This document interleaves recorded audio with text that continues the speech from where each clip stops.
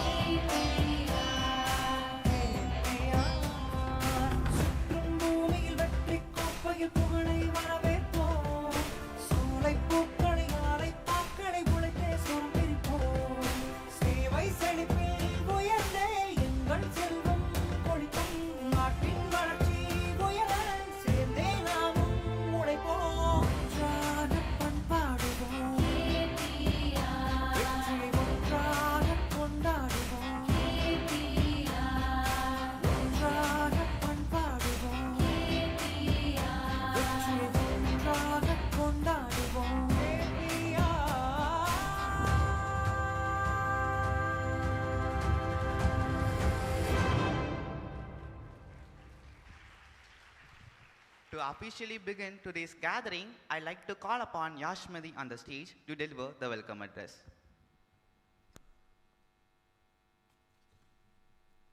Every meaningful gathering begins with a warm welcome, an invitation to open our minds, exchange ideas, and building lasting connections. Today's event is not just a gathering, but a meeting point of minds redefining the world of HR. We gratefully acknowledge the guidance and support of our esteemed chairman, Dr. KP Ramasamy, and our dedicated secretary, Ms. Gayatri Krishnan, whose leadership continues to inspire the growth of our institution, even in their absence. We extend a heartfelt welcome to our respected principal, Dr. P. Geeta, the guiding light for our academic community. We are grateful to have you with us today, ma'am. We are delighted to welcome Mr. Sri Krishnan, Dr. Aron Money, Ms. Jansi John, Ms. Maskan Megwani, and Ms. Reshmi Nivumbli. We also extend a cordial welcome to our deans, head of departments, placement coordinators, and respected professors. Your mentorship empowers students to dream bigger and strive higher. We are proud to be learning under your inspiring leadership. Our sincere thanks and warm welcome goes to the Career Development Center for organizing this prestigious event. By constantly bridging the gap between academics and industry, you continue to bring our college motto, Learn Beyond, to life. And finally, a very special welcome to the heart and soul of our campus, our students. Today is your opportunity to listen, learn, question, and prepare for the future. The insights you gain here could shape the direction of your career journey. As we begin this event, let us embrace curiosity and collaboration.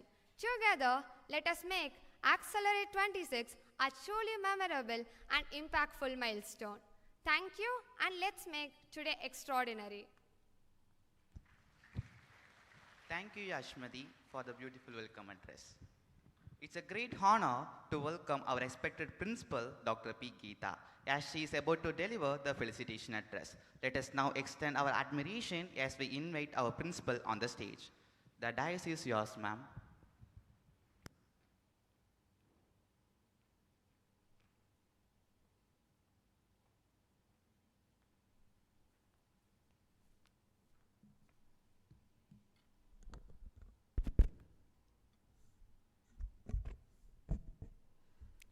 Very good morning to everyone gathered here. Respected dignitaries, esteemed industry leaders, beloved faculty members, and my dear students, a very warm and heartfelt morning to everyone. Today, it is not just yet another day in a campus. It is a day of inspiration, aspiration, and transformation. So before you leave out of this hall, definitely at least one key takeaway point if you could take, that will make you someone who is unique and who will be different, and the transformation you can witness. So if you just take away key point and implement in your day-to-day life, you will fly with colors, and one day you will also be on the stage. It gives me immense happiness to welcome and facilitate the distinguished professionals who have graciously accepted our invitation to be a part of Accelerate 2026, where ideas being into impact, and that was organized by CDC of KPR College of Arts, Science and Research. Dear esteemed guests, your presence today is much more than a formal participation. It is a gift of guidance to our students. Each of you represents a remarkable journey, a journey filled with dreams, struggles, perseverance, and success. The heights you have reached today did not happen overnight. They were built with passion, dedication, and the courage to believe in possibilities. That is how today you are here for our students. And to our students, sitting here today, you are the dreamers. And if you just dream, as Abdul Kalam sir said, definitely one day you will become a personality of your dream. They carry within them country's ambition about their future. But sometimes dreams need direction, mentorship, inspiration. Only for that, we have the guests over here from the industry, where we'll be bridging a gap between the academia and the industry, and you will be flourishing with the knowledge that they are going to share here in this platform. And that is exactly what your presence offers them today. When they listen to you, your stories, your challenges, and your achievements, they will realize that success is not about the talent, it is about resilience that everyone you have here through your learning, and you should never give up. So because it's been done by the chief guests over here, definitely when you carry out whatever thing they deliver, you will also be one kind of a person. The theme of this event, ideas to impact. You just think over it twice or thrice. Whatever thing you get into your mind, you try to observe it, listen it, and then you will be able to transform. So that way, this title, Ideas into Impact, beautifully captures the spirit of innovation and transformation. Ideas are very powerful, but they become meaningful only when they are nurtured with knowledge and guided by the experienced people who are sitting the first row today. Today, our campus become a bridge between academia and industry, where knowledge meets experience, courtesy meets wisdom. Dear guests, by taking time from your demanding professional schedules to be here with us, you have shown a beautiful commitment to shape our own budding students here in the KPR College of Arts, Science and Research. And being here, they will be definitely taking you in a right path. They'll be guiding you in a right direction. Only thing is that how you take. So whatever points they say it, keenly listen. More than listening, try to observe it. So observation, definitely it will store into your RAM so that whenever it's needed, you can just use it and you can just transform yourself. So how the process happens? So the process always happens whenever there is an output and an whenever there is an input and an output. So today the process we have here is with the guests over, and next the input are the students over here, and what will be the output. So the output is nothing else but the key takeaway points, what you're taking out when you leave out of this hall. So that is very, very important. And you don't simply sit in the hall, whatever they say, please make a note of it. So only if you just recall it, and even if you forget it, you can just take out that noted points and you can just remember it, practice it, so that you will change yourself. And this world is highly competitive and no one is there to push you out. You will have to push yourself. So in order to push yourself, what you will have to do? So you should have a skill set. So rather than getting a degree, the skill set, what you have within you, you have to expose. So how will you expose it? Once if a platform is given, you will have to prove yourself. How will you prove it? So whatever may be the title of the event, so at least even before getting onto that stage, browse something else, get an idea, and don't take that alone. Whatever idea you have, definitely the young budding students, you have more creativity, you have more logical way of thinking. You just try to collaborate it and see what kind of a transformation you will be able to build within yourself on a platform given. So that is what the challenging thing we are doing it. See, there are many youngsters, even at the age of 16, they are doing many things with respect to the AI. So now this AI is emerging, and without AI, nobody can live. That is what is being told. But we'll have to use AI as a catalyst. So if you use that AI as a catalyst, and if you see what are the upcoming emerging technologies and how it can be used into your academics path, and how you can make yourself a unique personality when compared to rest of the others, there you stand. So first thing, you should have a positive thinking. So always, be it whatever, maybe a little thing, take it in a positive sense. And always spread positivity. When you spread positivity, definitely only the positive things will happen. So like a coin has two sides. One is the head, the other one is the tail. Likewise, whenever you hold a degree, so that is not sufficient for you. As how a coin has these two sides, you also have two sides. One is the degree, the other one is the skill. So the degree will just fetch you only a job. With the entry level, it can help you out. And if you want to grow, and if you want to sustain, the skill is very, very important, and for which each and every day you have to keep on learning. So if you just stop learning, you will not grow. Even at the age of 80, if you're just keeping on reading and if you're just keeping on learning, the age doesn't matter, you keep growing.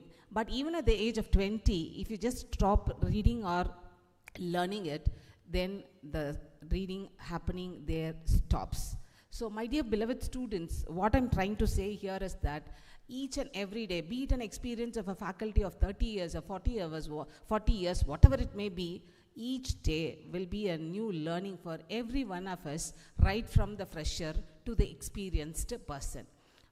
For that, you have to keep on read the newspaper. Reading the newspaper is very, very, very important, and these days we don't do it. You are always into the social media. So even though you are into social media, there are certain good things which is happening. You just go through it. So that is very important. And next is the communication skill. So why we try to have this kind of an Accelerate 26 in our campus is that we have got many leaders here from the industry side, and they will be sharing their own experience and they'll be sharing their own ideas, how they are into their own life in the work side. Likewise, you should also learn a bit from them, and for which communication paves the way. So without communication, you cannot sustain. So if you have at least 75% of your academics, and if you are very good at communication, there you are. Suppose if you are a fully qualified academician getting a good score with 90% and without a communication skill, you will not be sustainable in that company, and getting into the company itself will become a big challenge for you. So what I insist here at this point today is that develop your communication skill. develop your leadership skill. That will take you to the next level. So I wanted you to today observe everything what is going to happen here. And my dear students, you just believe, today you are sitting in the presence of people who once stood where you stand now, with the dreams in their eyes and hopes in their hearts. Listen carefully, and that will observe their wisdom. Believe that one day you will also stand on such a wonderful, beautiful stage, inspiring the next upcoming generation. Hope at least 1% of this student crowd will satisfy that kind. And let's today be remembered not just as an event, make it as a moment that ignites dreams, build confidence, and shape your futures. So once again, with immense respect and gratitude, we felicitate our distinguished guests and thank them for being a part of Accelerate 2026 with a tagline as Idea into Impact. So this is a platform given to you without taking much of your time. So let us all get into it, and let us all open our eyes, open our ears, listen, observe, take the points, make a note of it. Whatever they speak, whatever they share, please kindly make a note of it. And when you go out of the hall, we have to build many things what we can do in near future. With this, I thank everyone, and I wish everyone a good luck. Thank you. Ma'am, as you said, today we are so excited to observe today's guest speakers. Your each and every word have ignited a strong sense of direction for this event. Thank you, ma'am. Behind every successful leader is a story worth understanding. And before we listen to their ideas, it is always important to know the journey that shaped them. To introduce our keynote speaker, I would like to invite Ajay Kumar to the stage.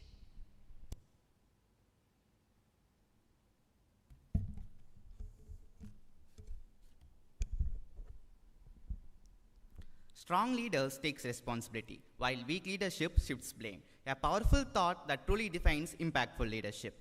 Our keynote speaker today lives by this principle, reflected through nearly 30 plus years of experience driving growth and transformation across banking, fintech, and information management. With exceptional expertise in P&L leadership, strategic partnership, and digital innovation, he has consistently built high-performing teams and led large-scale business transformations. Beyond the corporate world, he is also a passionate sports person who has represented India in national-level tennis tournament. I'm Ajay Kumar, and I'm truly excited to hear from him. I'm sure you're too excited, right? Yes. Please join me in welcoming Mr. Sri Krishnan, General Manager at Writer Information.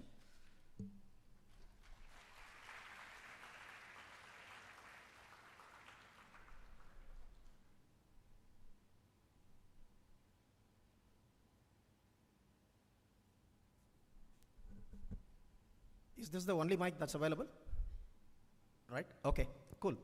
I thought I'm actually coming to a college, and I was just trying to, cherish myself that back to college days, and I was just coming in a casual dress today.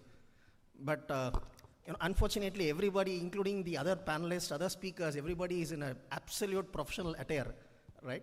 Cool. I think this would be much comfortable for me. Yeah, hello. Yeah, am I audible? Yeah, cool.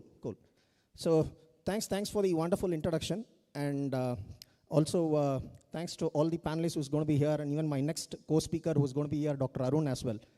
I think they all come from a different value of industries, especially in your expertise. Before I just get in with my keynote, I think it's 20 minutes that's available for me, right? Because I always stick on to time management. So in case if I breach the time, feel free enough to stop me over there and then just put me in. Second word of caution, I'm basically a guy who speaks quite faster, which I have to say very clearly from my end itself. So in case any one of you feel that I'm actually running faster, stop me, take the clarity, again move on. But as long as your management agrees to, right? Coimbatore is something which is unique for me as well. I worked for a banking industry. That was the introduction given by one of the students, so thanks to him. I come from Perur, which is the nearby town of Coimbatore. And when I worked for a banking industry, especially in ICICI Bank, I was there for close to 14 years. It actually gave me a big identity, I would say, right? And Normally in banks, when you fill up an application form, especially banks like ICICI or any other private banks that you may get to work with in the future days to come in, the application actually speaks of like any other government office, right? Your first name, middle name, the last name. And when I filled up the application, I filled up as Coimbatore, which is my location, which stands as C. G is my father's name, which is Ganeshan. And Sri Krishnan, of course, is my name. And finally, the system, when it actually took up my name in ICICI, it took up as Coimbatore Sri Krishnan, left off Ganeshan from there, right? But the other uniqueness of it is, whenever I was actually in the head office, because I worked in the head office of ICICI Bank for close to 3.5 years, which is in Bombay, BKC, and anybody who is actually a person who's sitting in Bombay would call me as Coimbatore, right? They don't call me by my name also. The name comes as Coimbatore. And every time when I actually try to put it back to them, I stated to them, Coimbatore is basically a city, it doesn't speak. Many people from the city speak. So ultimately, I'll take the relevance of Coimbatore, that everybody from Coimbatore is actually attempting to just give a say over here. So that's how it actually gave me an identity. Of course, it's a long story to move on with. I think it's been a wonderful topic that's been given across as well. Madam was just talking about few things. I was just casually telling Madam also. Sorry, ma'am, sometimes I speak in Tamil just for the sake of putting in things. Question paper leak aayircha, because a lot of things which I had in my mind, I think she had actually put it in, right? But nevertheless, one thing as a strong speaker, I don't believe, with due respect to Madam as well, I don't believe in taking notes, right? I don't believe in terms of looking at things. Even though it's just for a mandatory purpose, I just keep it. Again, with due respect to my other speakers, because everybody has got their own style. I actually come from a different origin of things. I think that itself would be an inspiration, which I thought I'll put it across to each one of you. I think even Dr. Arun is also from that particular perspective that he'll actually touch base upon. But since I've got the opportunity, let me pluck this opportunity and then start from mine first, right? You're all in artificial intelligence, right? Or maybe in the computer applications that we call it as. And the surprising fact is, I think many of you have already linked in my profile, you have checked my profile, some of you have already given a request for connections, etc. But the fact is, right, I basically come from a medical background, which is a graduate in pharmacy, right? Now you may for a moment think, what does the pharmacy has to do a role with in terms of what he's going to speak in AI right now? And I was talking to Narayan also on the same perspective just a couple of minutes before. A pharmacy background is basically something like, yes, you took it as, this is my subject that I need to do it, because we come from a generation which is basically the generation, millennials that people call it as now, or maybe the erstwhile baby boomers, some of the people are called as boomers. So we keep hearing, and Gen Z, Gen Alphas have come in. But one thing with this particular generation, if I have to put it across, this is probably the one of the best generation which has seen the evolution of right from those inventions from where the updations are still going to go across, right? So right from televisions, from the televisions getting into different perspective of things, then the invention of computers, from the computers you get into the desktops, laptops, then on the other side, if you look at it, your hardwares, etc., whatever we call it as. So coming back, it's about 32 years that I carry as a management guy in the industry right now. And more importantly, if you look at it, those days during the education, there was nothing like, people have to look at either you doing a doctor or you being an engineer. Only these two are the only options that's available for the people to look at, right? And if at all you actually have a compulsion in terms of, unfortunately or fortunately in India, we have got so much in terms of religion, we have got so much in terms of casteism which comes into the play, then many of the people stand apart in terms of getting a required recognition. So unfortunately, instead of MBBS, I got a B.Pharm in the Madras Medical College, which I just went in and just started with the Madras Medical College in the B.Pharm. And again, doing the B.Pharm after 4 years, the major hitch was family circumstances always creep in. You need to get into a job as early as possible, and you cannot do masters at that particular point of time. So I actually got into a job, grew up in the pharma industry for close to about 12 years. And all of a sudden, when everything was going well, immediately one thing strikes, the company says we are closing down, right? And how it actually jolts, you're married, you have got kids, you've got parents to take care of, and suddenly everything comes to a standstill, and then says your company is getting closed, you have to move out now, all the employees are being asked to go out. what do you do? A risk of failure is in front of you, a risk of, fear in terms of how do you want to manage life, manage the family.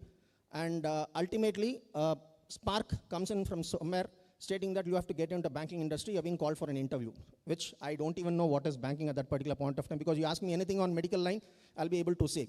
So when you have to have a compulsion, right, and you don't have a choice by that particular point of time that you want to look at, then yes, what is it actually gets into your mind? Yes, let's take a try. Why don't we make a try? We get into banking. Of course, you will have to learn. From learning, actually, everything comes up, as Geeta ma'am also spoke of.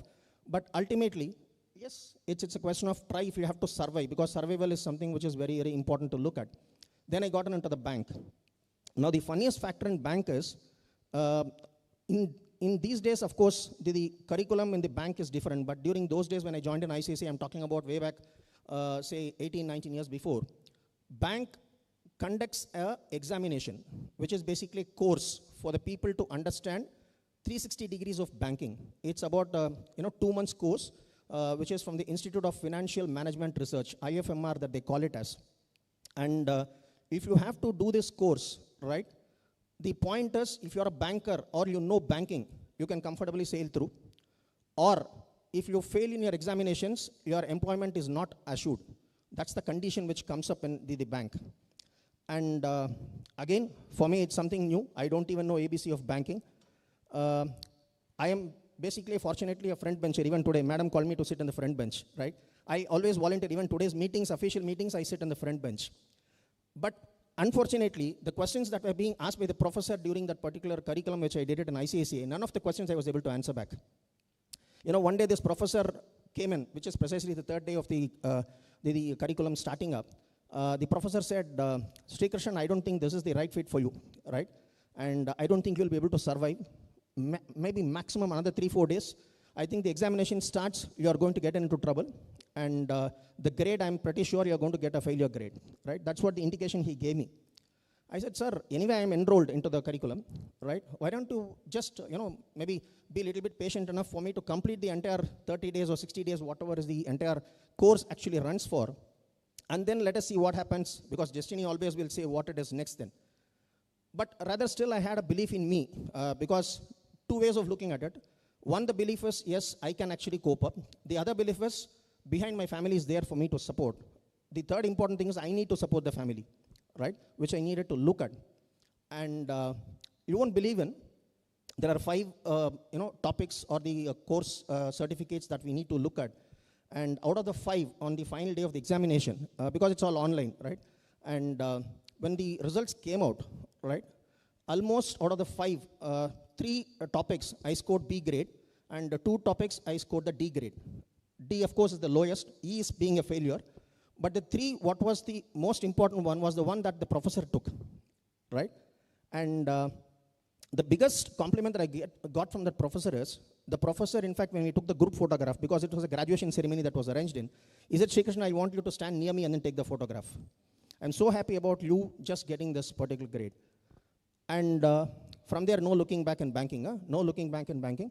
And I've traveled into different universe of banking, which is absolutely a digital transformation that people speak of right today, which we have seen it in ICICI a couple of years before itself. And my training passion actually started from there only, which I actually wanted to address people, talk to people, speak to people. So that's a short story, but not to just boast of what is Sri Krishnan want to speak in front of you, just give a self-synopsis of what he has to look at things. More importantly, what you have to look at it is, one, as students, right, accept failures. I think many of these students nowadays, we tend to be, more of aggressive, and I wouldn't call it as less of confidence, maybe a lack of confidence, because there is a difference between, not having a confidence and lack of confidence is the different perspective of things that we can look at. So this lack of confidence is one. The third important element for you people to look at it is, right, you are basically entering into a professional industry, right, from a college curriculum. There is a clear differentiation between your education as well as the one that you're getting into an official or a professional circle. What are the things that you need to actually look at, right? One, very importantly, I'll term it as 3 L's from my side. First L is, Madam of course did say about it, your listening skills, right? Irrespective of the age, it's irrespective of the age. And I'll tell you why I just told about initially when I started my talk that I don't believe in writing, I don't believe in noting down things. With the current evolution of technology, I'm sorry, Yara, I think I keep moving, so you have to just turn over the camera always, right? So what happens is, we tend to lose our memory power. We tend to lose our memory power. She was exactly speaking on newspaper. Why people started reading newspapers? Of course, to know about the world. That was the only medium that was available long time before to know about what is happening across the world. But the other side of it also was, during the school days, which we basically come in from, or the Gen Millennials, which we call it as, it is a compulsion in the schools to go through newspapers. 1, to know what is happening. 2, to get new words. 3, to improve your observation skills. 4, more importantly, to apply that observation skills in terms of your public speaking as well, right? So that's how the newspaper actually was inculcated from the education institutions. But unfortunately today, most of us doesn't even read newspapers, right? Just accept on a wholehearted note, how many of you read newspapers over here? Just be frank enough. Madam is not going to say anything, huh? That I'll take care. I think it's a blank line, right? How many of you, of course, you people have a lot of friends with you, right? All these friends who are there, maybe 10 friends, any one of you can just, on a memorized mode, can clearly tell me what is their mobile numbers without even looking at your mobile phones. 10 numbers. I'm not talking anything more than 10. 10 numbers of your closest of friends. You shouldn't even see your contacts I'm speaking about. You have to just directly go and dial. How many of you can challenge and then do it? Anybody over here? I just need replies also for this, huh? I basically don't speak on one side. Otherwise, I'll start coming down, go to that particular row. Till the last row, I'll come in. Not so. Right. Just for information, close to 320 numbers without even seeing the contact list, I will be able to clearly say. Right? Till today. Now, is it actually saying that I am not in favor of technology? No. I am not for a moment saying that. Whatever is pertaining to do with your memory, use your memory to the fullest of extent. Whatever is pertaining to the technology, add the technology to it, then see the results. That's the value that you need to give it. We tend to actually give our memory a very big miss, right? People Google, right? People taken into Google Gemini, what we call it as ChatGPT, right? Again, from the old school of days, based on my experience, we started from a presentation because in pharma industry, we used to give presentations to seniors. We give presentations to seniors in the banks as well.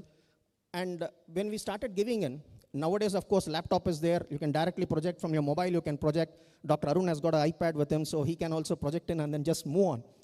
But those days, there was something called as an OHP sheet, overhead projectors that they call it as, and there was a transparent sheet. We need to write down in the marker pen and then present it into it, right? It's not that it was something like the inferior of the technologies that was available. Of course, that was the only technology that was available. But the good thing about it is, once you write down your numbers, right, which could be your sales data, or it could be your whatever data that we call it as pertaining to your industry that you may look into, that particular data when you write, automatically registers in your memory. And when you want to go and talk to someone, when you want to go and present to someone, or when you have to display it to someone, the memorization gives you a confidence to go and present it without even seeing anything over there. All right? So that's the best thing that one has to still, acquire, and that's a mandatory point that I would say, number one. Number two, if somebody has to come in and then look at, perspective of why these are all the talks, especially in this particular forum. Education that you do is basically to acquire your knowledge, right? Knowledge is a must, but it doesn't have relevance to what you are in, what sector you are going to be in on a later stage. For a moment, I said I went from a pharmacy industry, and I'm actually in a ITES industry right now, right? The updations that I've acquired from a pharmacy is, I have done courses in banking. I have done courses in banking, which means of regulation, which is on anti-money laundering. I have done courses which is more on the legal perspective of banking. I have done courses with regard to the liability perspectives of banking. Now, coming into an IT industry, which I am currently working in for, I have done my courses, which is basically on cloud, right? I have just completed my cloud. And you won't believe me, I've got my younger son who is actually studying psychology. And one fine morning, we both, normally get into a sort of a friendly chat always, and then we fight each other as well. And then this kid of mine, he came in and then he said, Appa, what is this, you're talking about? You're all boomers. You're all, the Gen millennials. See, I'm doing my psychology. Can you do a psychology? You tell me. It's very tough course, right? I said, probably I cannot do a psychology which is for 3 years because my current industry that I am in and my work pressure doesn't allow me to do it for 3 years. But I'll take up a course which is on psychology, and then I'll ensure I get a good marks. That was a challenge. So I was just glancing through which psychology course I'll choose, and because psychology has got a lot of streams. And one beautiful stream that it actually got impacted for me was forensic psychology. I don't know how many of you know forensic sciences. Forensic is basically conducting the investigations when a murder happens or some, you take in through the blood stain test, etc., and then do that. And I did my forensic psychology. I scored 87%. In flat 6 months, it was a 1-year course. In 6 months, I completed the course, right? And my son came and told me, what is this exactly it is running about? You enforce, I don't want to challenge you at all, right? I said only one thing to him. See, challenges always inevitable at any place you go. Sometimes it could be direct, sometimes it could be indirect. But the lesson out of it is, challenge gives you an ammunition, right, to feel confident of what you are, right? That's the thing that you people need to keep in your mind. Second, I also followed up with just, as I said, a course in cloud. I'm a certified cloud practitioner now, right? The last but not the least, I'm doing an artificial intelligence course right now. I have not yet completed. It's still going on. But yeah, if still I feel I'm a 32-year experienced guy in different industries and I can have a command, not so. Knowledge still is important, which you cannot evade. But as you grow up in your career as young professionals or young leaders, what is important to you is, at the start, the knowledge is about close to 90%.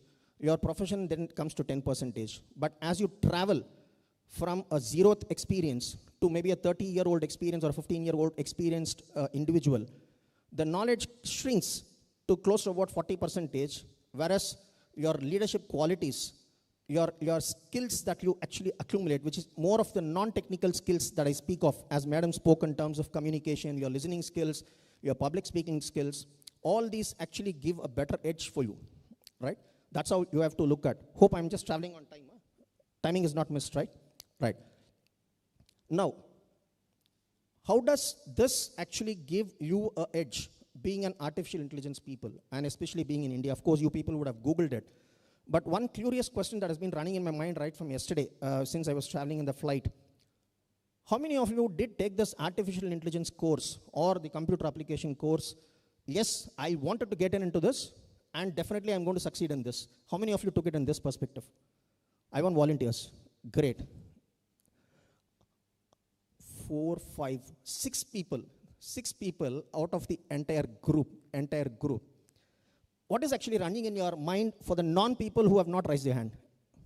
What is it exactly? So is it by virtue of circumstances that you wanted to take up the course and then you were just doing the course?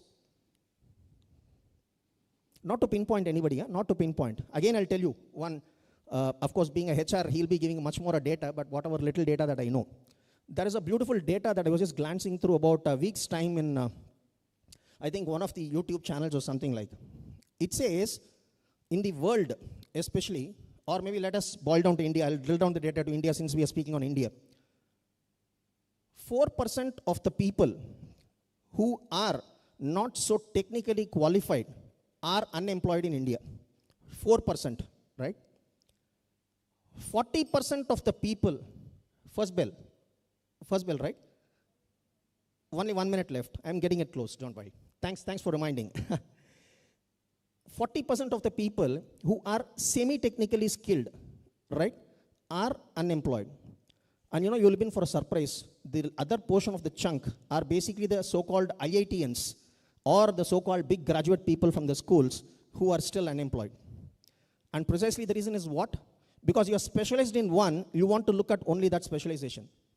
That's the mistake that we do, right? So with that, I think the time is gone, because normally my biggest drawback, I would say, I pick up the mic. You could have seen I don't speak over there in the podium. I just travel through. The only thing that I've restricted is I've not gone down and then stepped out to the staircase and then spoken. But I think timing is very short, because it was for 60 minutes that people told in, and thoughts were running in my mind what all to speak, but I think she has already given the first bell. So, no, nothing to worry, ma'am, nothing to worry. So, the point just trying to circle back us, young leaders, I think more of adaptability is the key for you people to create a bigger impact. Your listening skills, right? Your more of the learning skills. The third is your leadership skills, which is the last on the 3 Ls. I think this can take you much, much farther. Never lose confidence. Course is basically to just acquire knowledge, not to have a sort of bearing effect on what you can actually take in forward. Today you must be doing an artificial intelligence, tomorrow something else for an updation as well. But 2 industries that you can always look at from my perspective of things, I would say, and before I complete it. One is the medical industry, which is a vast industry. I was talking to Narayanan also sometime before. Artificial intelligence can give a bigger say, especially in India, for the medical industry. Healthcare is the most sought. What will actually change over is, today, say, for example, you have to do a diagnosis test. It takes 10 days, for example, to get a result. It can actually give a result in 1 day also. That's the strength that artificial intelligence can play. Second is banking. In bank, you deal a data of 1.4 billion people of India, because every individual holds an account in India. 1.4 billion people handle this data. And data is actually very, very, very, very risky. It can create plus, it can create minus also in anybody's life.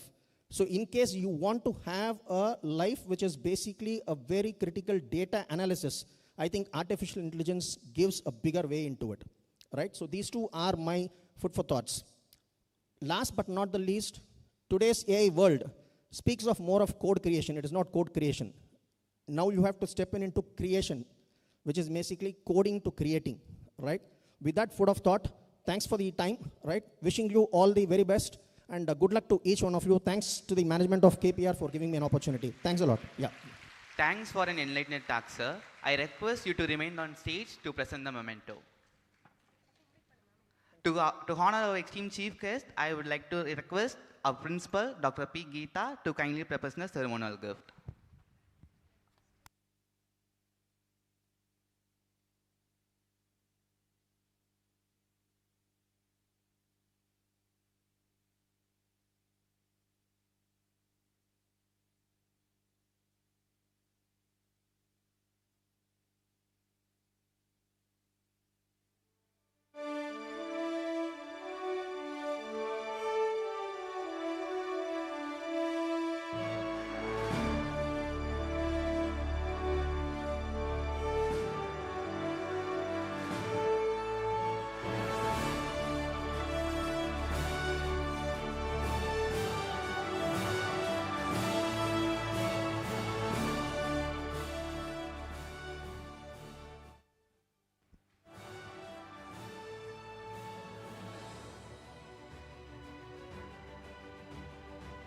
They say every great conversation opens the door to another powerful idea. And continuing that spirit of learning and inspiration, we now move to our next keynote address. To introduce our next keynote speaker and share his inspiring journey with us, I would like to request Yashmati on the stage, please.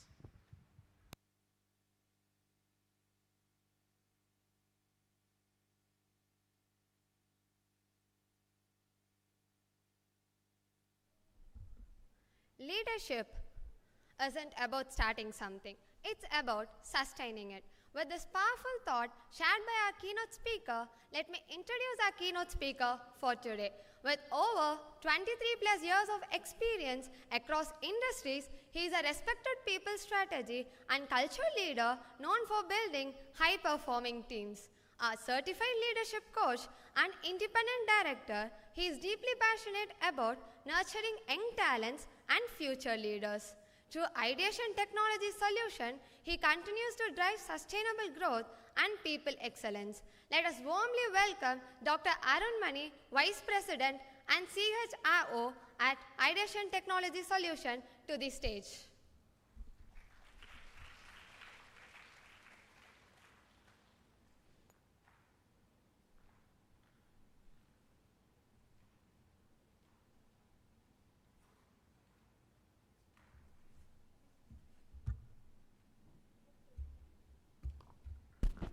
Good morning.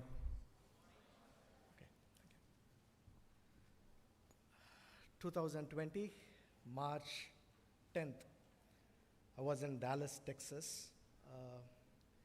The company wanted us to, all the leaders, to be available in Texas so that we finalize what are the skills, competencies, and behaviors every individual in the organization should possess.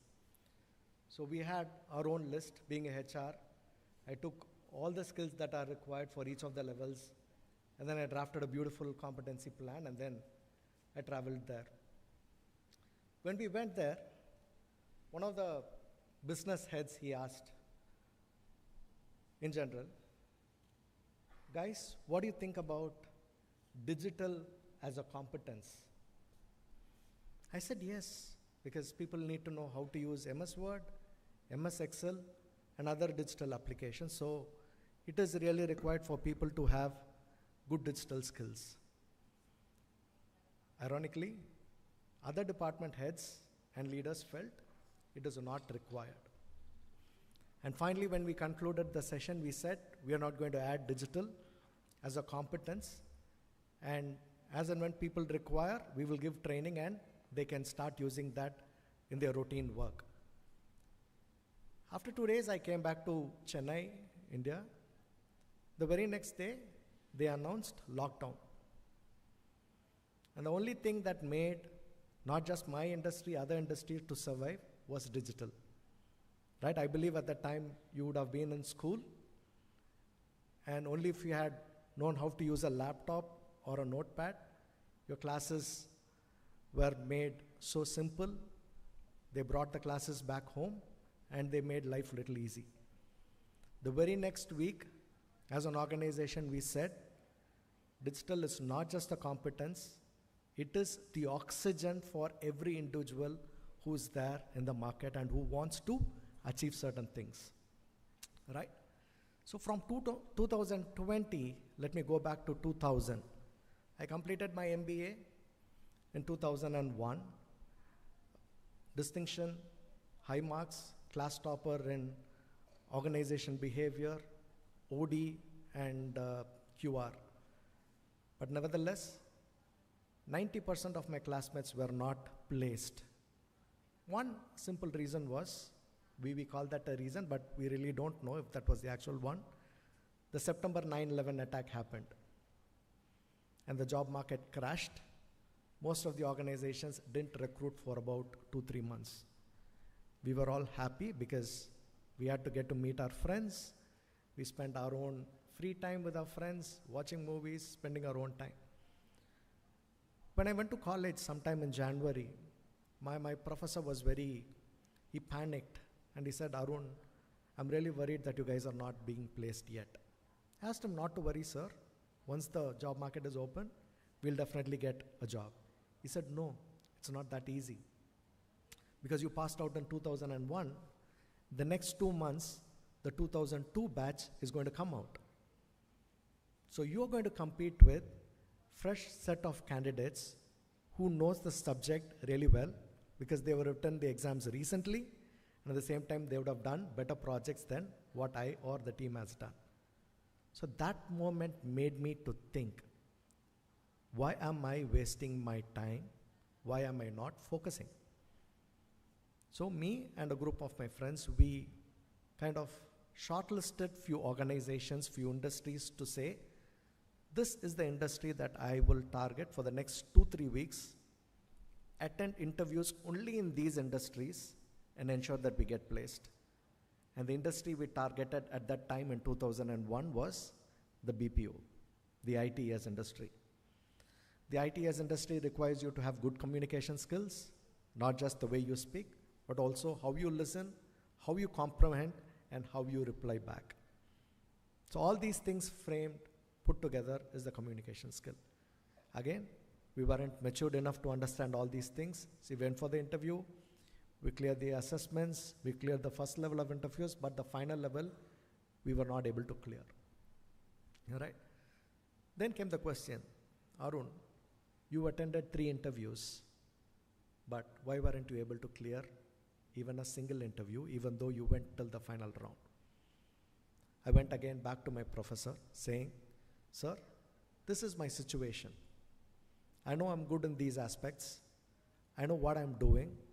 But in the final round, there is something that I'm missing which I'm not able to know or understand why I'm not able to crack it. He told me one thing. You are too open in terms of expressing your thoughts and views. You need to understand what the organization needs and make sure that you are aligning with the organization needs and then start responding to that. Again, one of the organizations which rejected me, I asked them if I can take the interview. They said, you'll have to go through all the process again. I said, okay. I took the interview. I cleared. And that company was Alsec Technologies, where I joined as a customer support officer. In 1 year, I was moved and promoted to the HR, and I was with the company for about 12.5 years. One thing that I learned there was, how curious was I? Was I able to note the reason why I was accepted or why I was rejected? This feedback definitely helped me to work on the aspect so that I will not just land into a job, at the same time I can do what my passion is all about. With that said, I would like to share a couple of stories or I would say data that is already available in the web. We all know Apple, right? Apple and Google. Yes? Okay. So Apple is known for its creativity. When Steve Jobs managed Apple, I used to love watching his presentation because nothing can beat the presentation of Steve Jobs.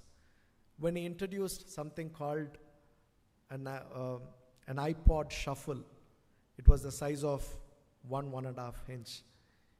The way he introduced was very, very appealing. He usually wears a jean and a black t-shirt. He said, I was always wondering what the small pocket in my jean does. And he pulled out his iPod saying, now I know why they make this particular pocket. It is to fit my iPod, right? He made people curious. He did not make them to buy it, but he made it to ensure that people get appealed by the way his products are being placed in the market. And one thing that we need to know about either Google or Apple is that they don't hire people for skills. Gone are the days where you are a graduate, you are a postgraduate, and you get a job. No, it doesn't happen. At least for the last 10 plus years, it is the skill that matters for you to get hired. When my father joined an organization, he was an engineer. He joined an organization, he was there with the organization for about 30-35 years. He got his retirement. I joined an organization, I was with them for about only 10-12 years because the curiosity in me was alive and I wanted to always do more. My passion was different. And one thing was, I didn't want to feel or make myself felt comfortable in certain areas of work that I do. When I say comfortable, you get accustomed to that comfort and you don't try to research more or you don't try to go beyond certain areas where you can do that extra mile.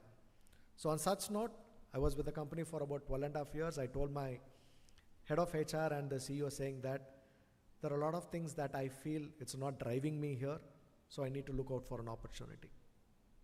And again, going back to the Apple and the Google story, do you guys know who were the first team of Steve Jobs' friends who created the Macintosh? Do you know what their professional life was into? Any ideas? Do you guys know? No? Okay. They were either a florist, zoologist, or people with other areas of profession. They had that curiosity in them. They had the urge to learn something, and they were able to understand Steve Jobs' vision and objective. And that is why Steve Jobs had them very close to the heart, and every product that they developed, it was the same team that came together and they started giving creative products to the people. The reason why I'm telling you this is because it doesn't really matter what your graduation is all about. All it matters is your passion, your curiosity to stay alive, and the urge to learn that particular concept with full heart and then deliver it. As simple as that. Well, talking about curiosity, the one thing that is very helpful is how creative are you in terms of problem solving. In the last 2 days specifically, we all know how tough it is to get an LPG gas. But who took it for their advantage? Any guesses? Any guess? The Prestige, Butterfly, right? They have that electrical induction stove. They said you don't have to depend on LPG. So how creative you are. You see a problem. The first thing you do is jump into to solve the problem. That's the kind of mindset every organization looks forwards to. And you know what is the percentage of sales that Prestige and Butterfly have gone in the last 2 days? They have increased by 50 to 60%.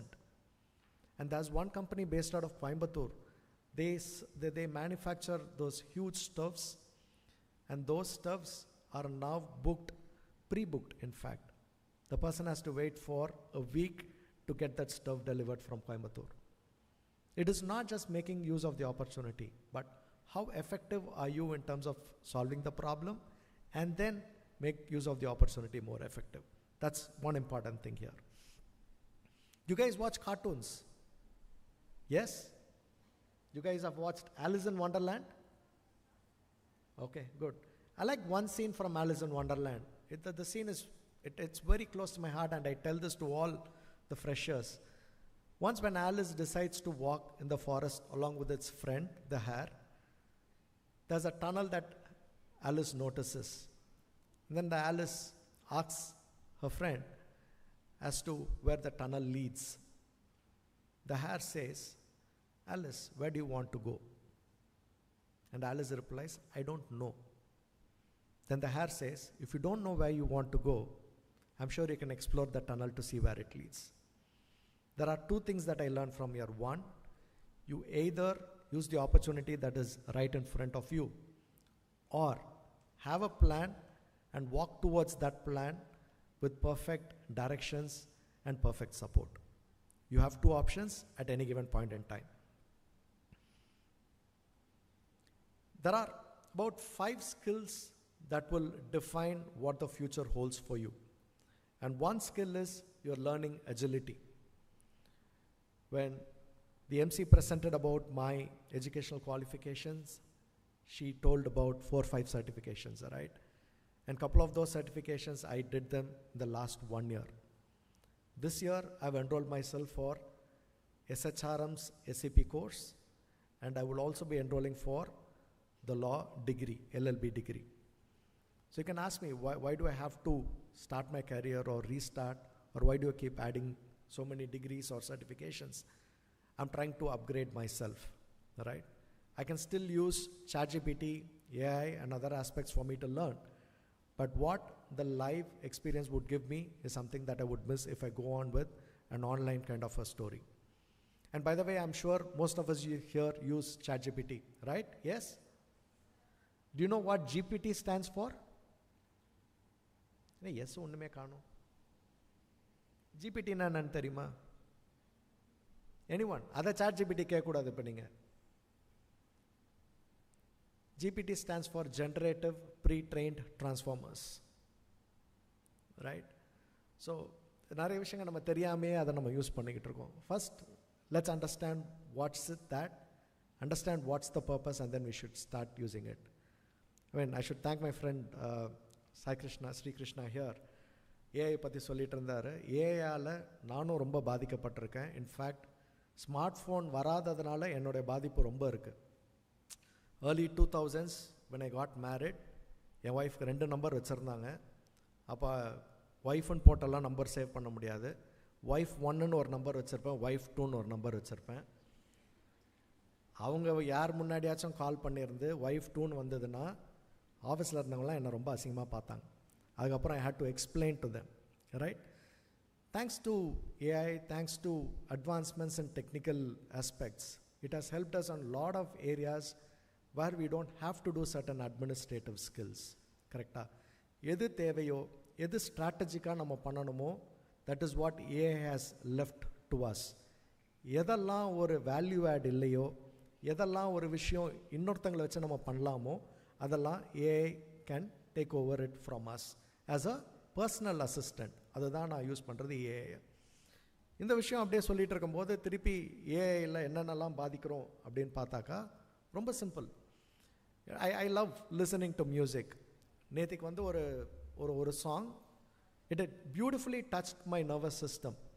அவ்வளோ அழகாக இருந்தது அந்த சாங்கை அப்படியே என்னோட ஒரு photo போட்டு இன்ஸ்டாகிராமில் அந்த சாங்கை அப்படியே அதுக்கு டேக் பண்ணி போஸ்ட் பண்ணிட்டேன். My daughters go to college. என் பெரிய பொண்ணு கேட்டால், யார்ப்பா ஆர்டிஸ்ட், இந்த சாங் நல்லா இருக்கே. அப்போ தான் எனக்கு அந்த க்யூரியாசிட்டிக்காகவே வந்தது. ஆர்டிஸ்டே நம்ம பார்க்கலையே, சாங் நல்லா இருந்தது, நம்ம போட்டுட்டோம் அப்படின்னு. போய் பார்த்தா no artist, no band, no name, it's AI generated. Right? Sometimes the thin line of not knowing the reality versus AI strike us, and we also don't realize that it is not something human out of it. Right? So use AI, that's very important, but at the same time make sure you know if it is AI generated or human generated, so that you would at least know it is 100% safe for you to use that particular system. அந்த ஸ்கில்ல ரெண்டாவது வந்து emotional intelligence. ரொம்ப ஒரு கஷ்டமான ஒரு விஷயம். Emotion and intelligence ரெண்டுமே hand in hand போகாது. எனக்கு இங்கே உள்ளே வரும்போதே ஐ லாஸ்ட் மை எமோஷன், என்னோடய இன்டெலிஜென்ஸ்லாம் ஜீரோ ஆச்சு. நான் மேம் கிட்ட சொல்லிட்டு இருந்தேன், என்ன மேம் இவ்வளோ பெரிய குரூப் இருக்காங்களே இங்கே, I'm trying to get nervous அப்படின்ட்டு. சரி இல்லை சார் நீங்கள் நல்லா பண்ணுவீங்க அப்படின்னாங்க. அடுத்த செகண்ட் அவங்கள மேடை கூப்பிட்டீங்க, என் பாயிண்ட்ஸ் எல்லாம் அவங்க பேசிட்டாங்க. சரி ஓகே, 1 டவுன் ஆச்சா நம்ம வருவோம், அவங்களதுலேருந்து கொஞ்சம் எடுத்து பேசலான்னு பார்த்தா 1 டவுன் அவர் வந்துட்டார், இப்போ 2 down. Right? So these situations happen in organisations also. ரொம்ப ப்ராக்டிக்கலாக பார்க்கணுன்னா group discussions that you guys will be part of. The first thing that they will ask you after announcing the topic is, who wants to start? ரொம்ப ஹெசிடெண்ட்டாக இருப்போம் நம்ம. ஐயோ பேசலாமா, கரெக்டாக சொல்லிடுவோமா, இல்லை is it something that I have to start? No, don't get into those aspects. Talk. You have certain points about the topic or against the topic, talk. That's very important. Leading that group discussion itself will give you a valid point. It will give you a brownie point as well. Right? என்ன ஆகிடும் அப்படின்னா, ஒருத்தர் 2 பேர் பேசின பிறகு you will be losing out on your points, and all that you will be repeating is I agree or I disagree. That won't value add at any time. Make sure you start off with any of the GDs that you are part of.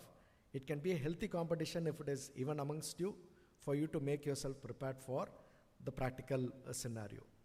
Emotional intelligence ரொம்ப simple. Organisation கான்செப்டில் என்ன தான் நடந்தாலும் அழுக தெரியக்கூடாது, emotion வெளில வரக்கூடாது. ரொம்ப சிம்பிள். கல் மாதிரி இருக்கணும், அவ்வளோதான். அதை நம்ம எப்படியும் அம்மா அப்பா திட்டும் போது நம்ம வீட்டில் இருப்போம் இல்லையா, அதே மாதிரி தான் ஆர்கனைசேஷனில்.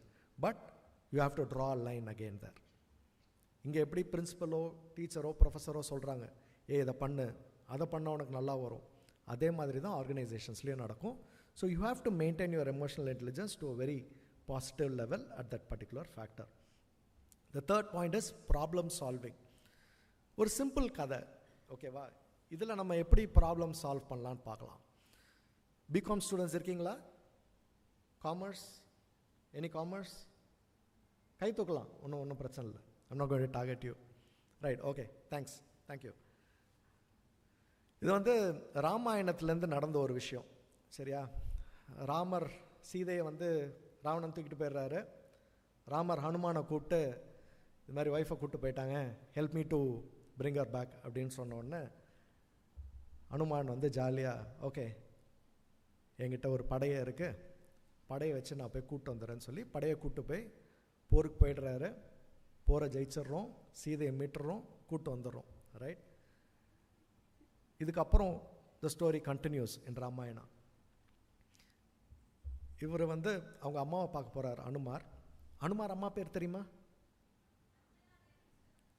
Beautiful, a big hand for her. Anjana Devi, அஞ்சனின்னு சொல்லுவாங்க அவங்க பேரை. அஞ்சனி அவங்கள பார்க்க போகிறாரு. அங்கே போயிட்டு அவருடைய குருவை பற்றி ரொம்ப புகழ்ந்து பேசுகிறார். என் குரு என்னை இவ்வளோ பாராட்டினார், நான் இவ்வளோ பண்ணேன், என் குருக்கு என் மேலே அவ்வளோ பிரியம், என்ன தான் போய் சீதையை போய் மீட்டிட்டு வர சொன்னார், அவ்வளோ சந்தோஷம். பட் அவங்க அஞ்சனா தேவி அவங்க முகத்தில் அந்த ஒரு சந்தோஷமோ இல்லை அந்த ஒரு ஆன்சேஷனஸோ இல்லை. அவர் உடனே என்னம்மா இவ்வளோ சொல்கிறேன், ஏன் சந்தோஷமாக இல்லை அப்படின்னு. இல்லைடா எனக்கு ரொம்ப வருத்தமாக இருக்குது நீ பண்ண விஷயம். வருத்தமா? இதில் எப்படி வருத்தம் அப்படின்னு. ஒன்றும் இல்லை, நான் உன்னை ரொம்ப பலசாலியாக வளர்த்தேன்னு நினச்சேன், ஆனால் உனக்கு ஒரு படையே இருந்தால் தான் உன்னால் ஜெயிக்க முடியுன்றதை நீ நிரூபிச்சிட்ட அப்படின்னு. என்னம்மா சொல்கிறீங்க, எனக்கு ஒன்றும் புரியல அப்படின்னு. அதுக்கு அவங்க அம்மா சொல்கிறாங்க, உன் வாளோட பவர் என்னன்னு உனக்கு தெரியாமல் போச்சு. அந்த இடத்துல உன் வாளை வச்சு ஒரு ஸ்வைட்டு இருந்தீன்னா நீ மட்டுமே லங்காவை அழிச்சிட்டு சீதையை கூப்பிட்டு வந்திருக்கலாம். ஆனால் நீ இவ்வளோ பேரை கூப்பிட்டு போய் அது மூலியமாக தான் உனக்கு பேர் வந்திருக்கு. அதில் தான் எனக்கு வருத்தம். நீ ஜெயிச்சதில்லை வருத்தம் இல்லை எனக்கு, நீ ஜெயித்த விதம் தான் எனக்கு வருத்தம் அப்படின்றாங்க. இது நம்மளுடைய லைஃப்க்கு என்னன்னு பார்த்தோம் அப்படின்னா, most of the time we miss out on our strengths. நமக்குன்னு ஒரு யூனிக் ஃபேக்டர் இருக்கும், நமக்குன்னு ஒரு ஸ்ட்ரென்த் இருக்கும், நம்மளால் முடியும்னு நினச்சி ஒன்று பண்ணியிருப்போம்.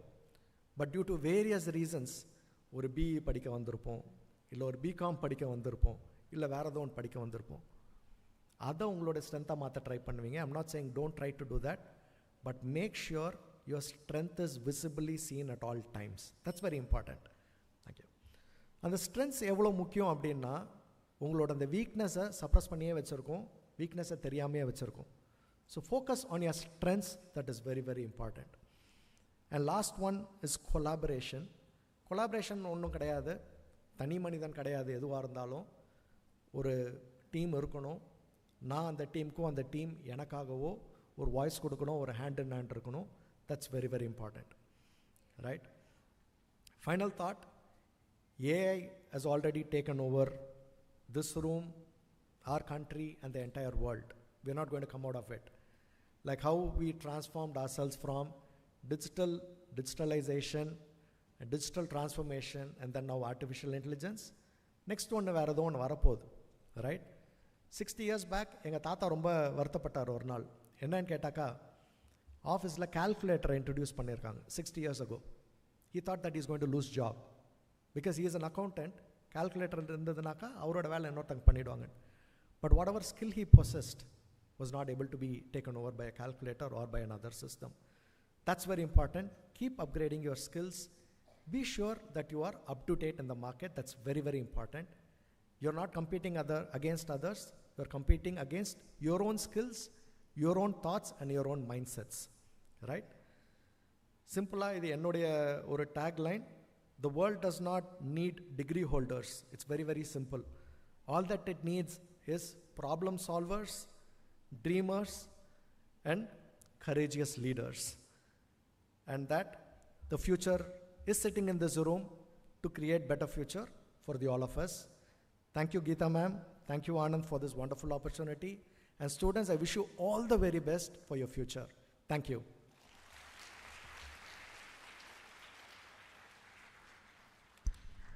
Thank you, sir, for an inspiring keynote. I request you to kindly stay on the stage to receive the memento. To honor our esteemed chief guest, once again, I would like to request our principal, Dr. P. Geeta, to kindly present the ceremonial gift.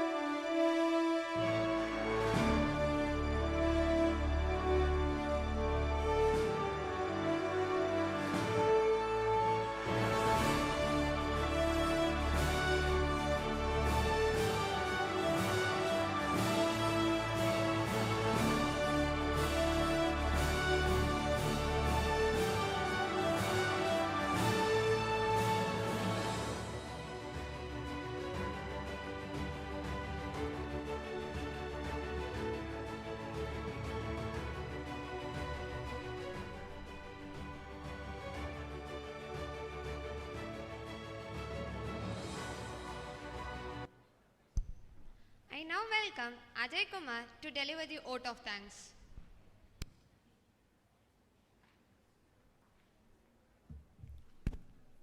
A warm and pleasant morning to everyone gathered here. On behalf of India KPRCAS family, I would like to express my sincere gratitude to our esteemed keynote speakers.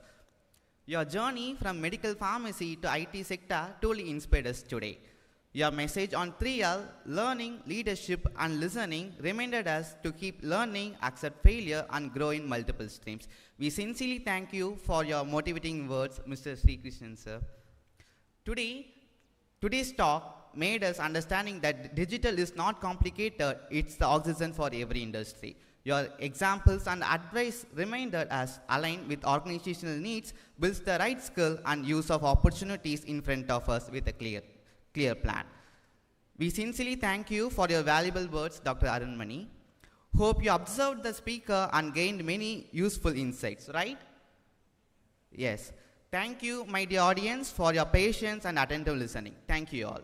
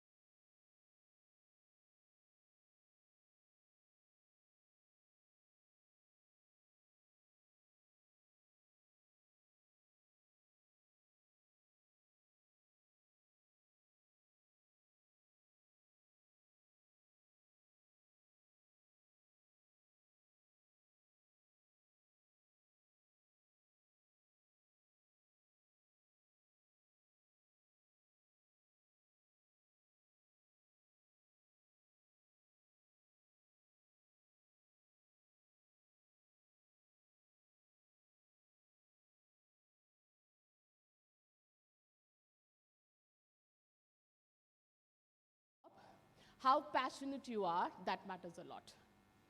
Yes? So we all will be talking about failures. Okay, so I always love this quote. I heard morning Rashmi was also talking about it. Always remember, life does not end in failure, but there is life beyond failure. Okay? Now, when I was in Cognizant, I met one of the software developer. You know what was his qualification? He did bachelor's in literature, master's in digital journalism. And he was amazing with all the questions that had been asked by a technical trainer. He's not a computer science student, no. He's not an engineer, no. He's not an MBA student, no. It was his passion. Even here, the company that I'm working, I do have one of my interns who joined as an intern. He was a nutritionist. Now he's doing amazingly well in software engineering department. So what matters? Passion. Love the job that you're doing. Then you will automatically love the organization that you're working for. Yes? All right, so I will not give too much of introduction. So let's quickly go ahead. We have an amazing, interesting thing. Are we all ready? Yes? To rock and tap? Yes? So let's get up from our respective places. And where is the media team? Okay, media team is ready with the song that I gave. No, we'll just finish that, then we'll continue with the panel. So we'll finish it off. We will rock. Are we ready? We'll finish that, Vinodhi, and then we'll go ahead with the panel. Yes? Okay. So I want all of you to get up from your respective place. So how many of them have heard this song? Only 1 minute, not more than that. Where do we have a time? Yes, thank you. Okay, so how many of them know this song from Queen? We will rock you. That's it, not more than that. So we'll have a tap and song, yes? 1 minute, we have a timer started, yes? All right, thank you. All of them, please get up from your respective places. Do we have any dancer here? Choreographer? Yes. Okay. Let's see. You can look at me. I'm not a very great dancer, though, but I will make it very simple, yes? So 1, 2, 3, tap, and then up. That's it, yes? All right. Whichever way you want to do it, you do it.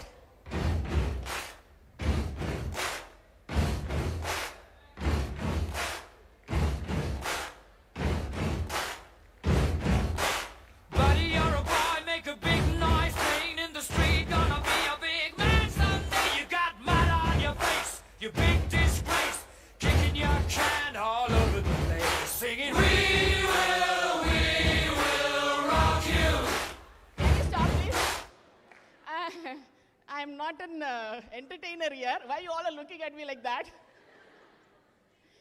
I want you all to think whatever steps, okay? No one is a dancer here, yes? Let's go ahead. We don't have that much of time. All the last benchers, I'm a trainer. There's one person who's just sitting there and relaxing. He's a faculty or he's a student? Okay, I'm sorry, I'll not disturb. Fine. Okay, faculties, yeah, you can also participate. You'll not get this opportunity. Yeah. Right. 1, 2, 3, start. We will rock you. Buddy, you're a young man, hot man, shining in the street. You're gonna take all the world someday. You got blood on your face, a big disgrace, waving your banner all over the place. We will rock you. Sing it now. We will rock. Yeah, what? Okay, fine. I know this is a song. You guys go ahead and practice it, all right? Thank you so much for participating. We'll quickly go ahead with the panelist round. Yes? Do you want to do an introduction or you want me to do it? You want to go ahead with that? Go ahead, please. Yeah. Your interview isn't about saying perfect answer. It's about showing clarity, ownership, and real example. The powerful thought reflects the mind of someone who works closely with students and help them discover the right career opportunities. With experience in companies like Flipkart and Byju's, she now focuses on campus hiring and talent development at Fractal Analytics. Can you guess who our next panelist is? Yes. please Louder. Louder guests, please.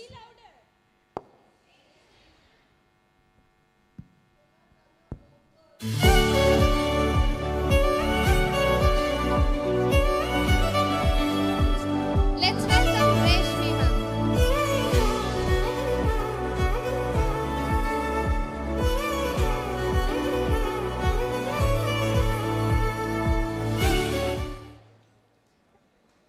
Please take your seat. Thank you. You can go and sit there. Thank you.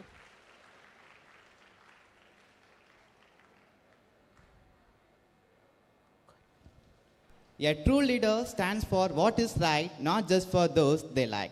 He has already inspired us with his powerful keynote earlier today, so he truly needs no further introduction. Guess who is coming back on the stage? Yes, please welcome Mr. Sri Krishnan, General Manager at Writer Information.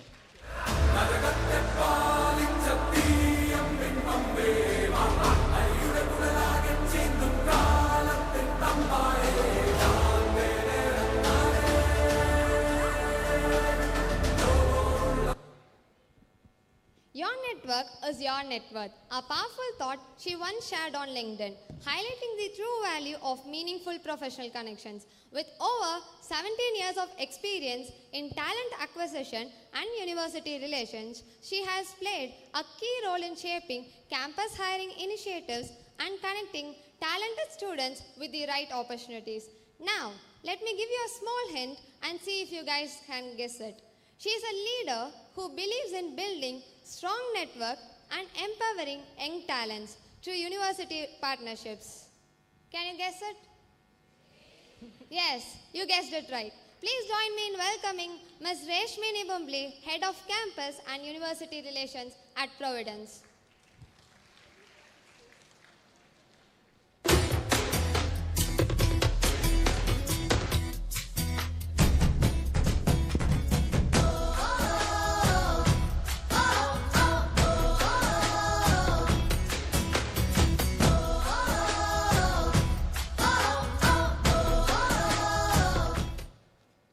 Yeah, thank you so much. So understanding the time constraint, so I will quickly go ahead directly with the students. With our distinguished panel now seated and ready, the stage is perfectly set for an exciting discussion on money, passion, or impact. What should drive your first career choice? Over to you, Ms. Jinsey John, the moderator for the session. Thank you so much. You guys did a great job with the introduction. So we'll quickly go ahead with the questions from the students. So panelists, we do have 2 rounds. One, first is open-ended question. So the questions would be asked by the students.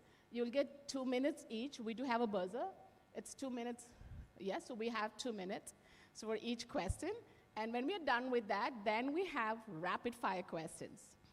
Yes? So are we good to go? I hope the students are ready. The students are ready with the questions? Yes? All right. So let's go ahead, whomever you want to. Aishwarya is not there, please, so you can shoot questions to any of the 3 panelists. And if you want to shoot question, I'm also ready to take it up. All right, thank you. So it's over to the students, please. You need the mic?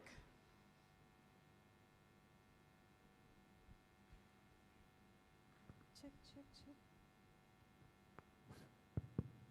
Good morning to one and all present over here.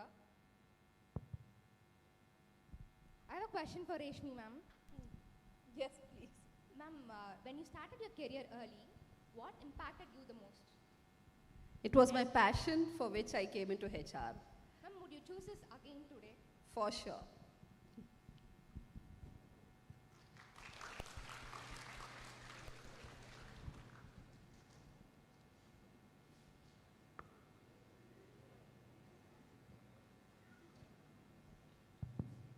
Good afternoon, everyone. My question is to Sri Krishnan, sir. Yeah. Sir, in your career path, have you changed your career path to do something meaningful, and what motivates you to do that? Sorry, come again? Sir, have you changed your career path to do something meaningful, and what motivates you to take that decision? Okay. if I have to put it in a very short and a sweet form, as she said, probably I'm not a shorter guy, but maybe it'll take a little lengther. Definitely, my career is not something what I'm actually currently doing, and still I'm searching for what I have to do. But is it meaningful? Yes, because I'm trying to learn a lot of things during the course of where I'm trying to reach in. That's what I said in the morning as well. So just keep your confidence on. I think the career will be there for you. Thank you. I think our panelists are giving a very one-liner and two-word answers, yes. Do you want them to explain it further? Yes, no? Yeah, okay. All right, so question again to Reshmi. When you started your career, what influenced your decision the most? Money, passion, or impact? And would you make the same choice today? As you rightly said, it's passion. So how can we develop the passion? Is it be developed, or is it? I don't think it can be developed. Yes. It's something that comes within. Yes, if you please. like doing something, you try different ways to keep yourself engaged. You find different ways to make it more attractive it can be, because sometimes they say HR is very monotonous. You have to keep looking at the resume and things. As I'm not sure many of you all know, I started with training, then went into HR BP, then came into recruitment, and I felt this is the right place for me.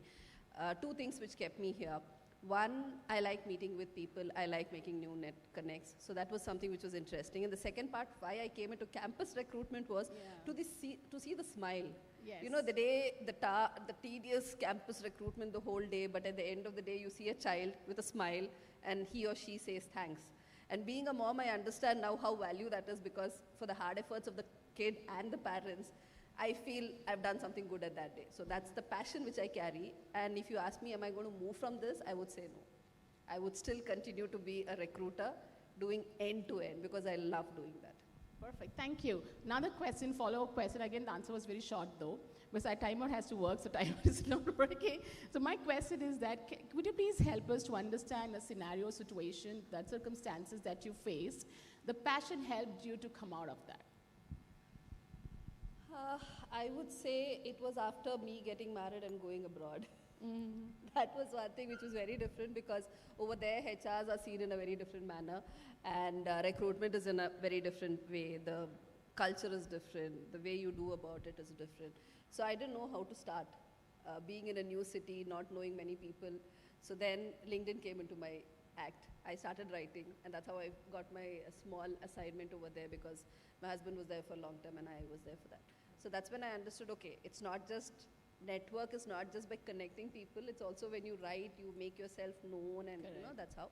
So that's where I understood, however, wherever you are, if you want to do something, you'll find ways for it. Absolutely. So that is something which I would like to tell everyone. If you really think this is something that I really need to do, come what may, you should not change your idea or something.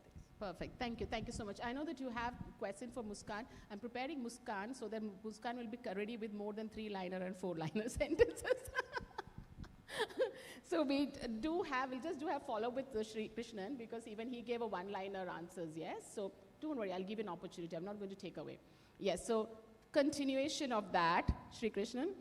So you said that career path, yes, was it meaningful or impactful? What prompted that decision? I know there would be certain situations, the same question that I asked to Reshmi, you might have come across certain challenges, certain barriers that help you that would be the turning point for you. So would you please help them to understand, when you come across that kind of turning point, that would help you to choose the decision, or it helps you to go back from the decisions that you have taken? See, it's vice versa. Always in life, if you have to look at it, one is looking forward, right? Yes. The other one is also to just retrospect as to what is behind you as well. Both cannot be neglected at any point of time. Maybe situational circumstances is differentiable in terms of the percentage that you have to look forward and what you have to look backward. But ultimately, if you have to look at in terms of your path that you have to sail through, I think path could be immediate for certain people. For certain people, it could be maybe extended one, or for certain people, it cannot be also.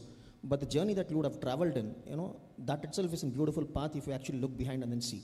So that's the reason I said behind as well as forward is always equally to be respected upon. Perfect. Thank you so much, Krishnan. Thank you for that valuable input. I hope you all are listening it watchfully and mindfully.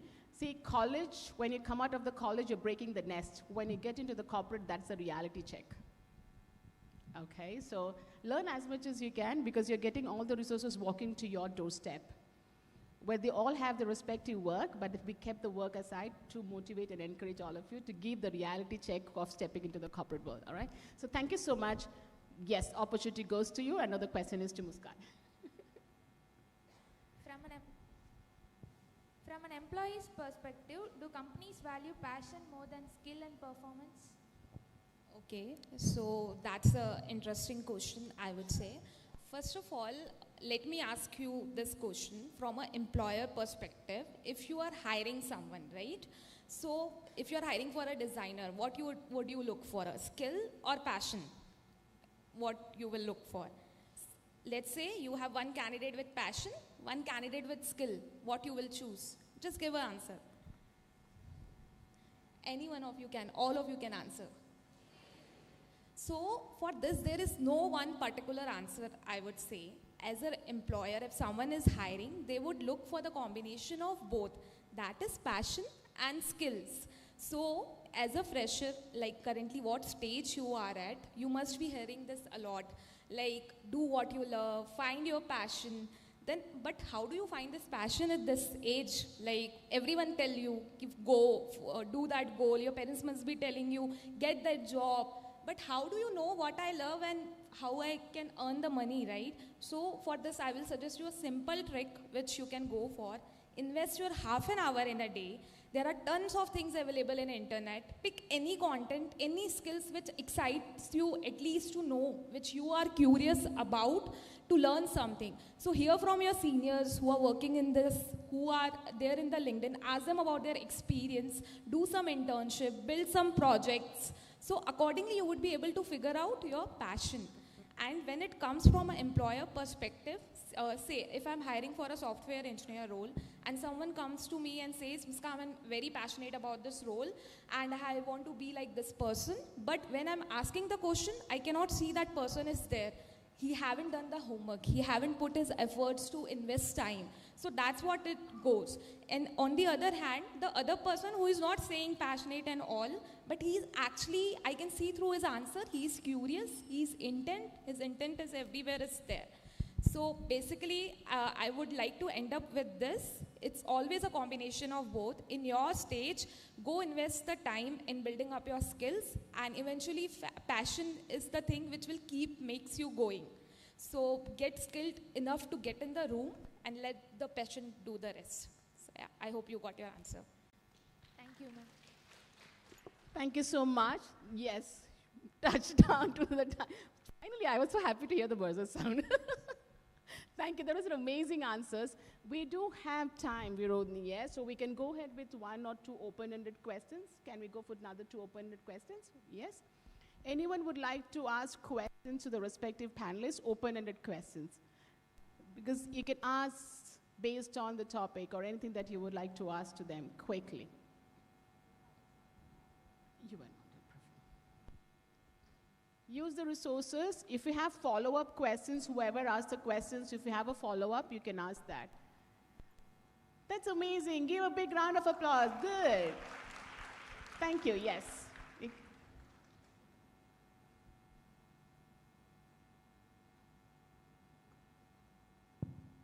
My question is for Krishnan, sir. So, the risky decision you ever took, that you feel afterwards, by taking the decision, it's worth it. What is the decision? Sorry, is it worth it? That's what you asked. I think every decision that I have taken in the last 32 years is worth it, right? Right from my education, I would say, whether it has come by accident or by the circumstances that I had to do it. Second is getting married, right? And the best leader, you were asking about the leadership sessions in the morning. The best leader, I would say, is a wife, right? She actually, does the entire financial analysis. I think if somebody from the other hall is doing a BCom, I'm just take an extended minute over here, and even with due respect to all these people, because March 8th is actually Women's Day also, which has gone in, so I'm not able to restrict in terms of actually speaking this. I said I'm not a banker, right? But I did banking. But my wife basically is a BSc mathematics graduate, and she does an absolute P&L at home. And still today, she does it in a notebook. Every spend. So today I've come to Coimbatore. After I get back, I have to give the accounts to her. Then the next day's money come into me. And the way that she manages the entire piece, manages the husband, manages father-in-law, kids, that's the best leadership. So I don't think any decision that I have taken till date, it's actually not worth it. It's an absolute worth every hour. And that's what I'm passionate about. Always one thing in life is whatever you want to do, do it with passion. I think passion automatically will follow you.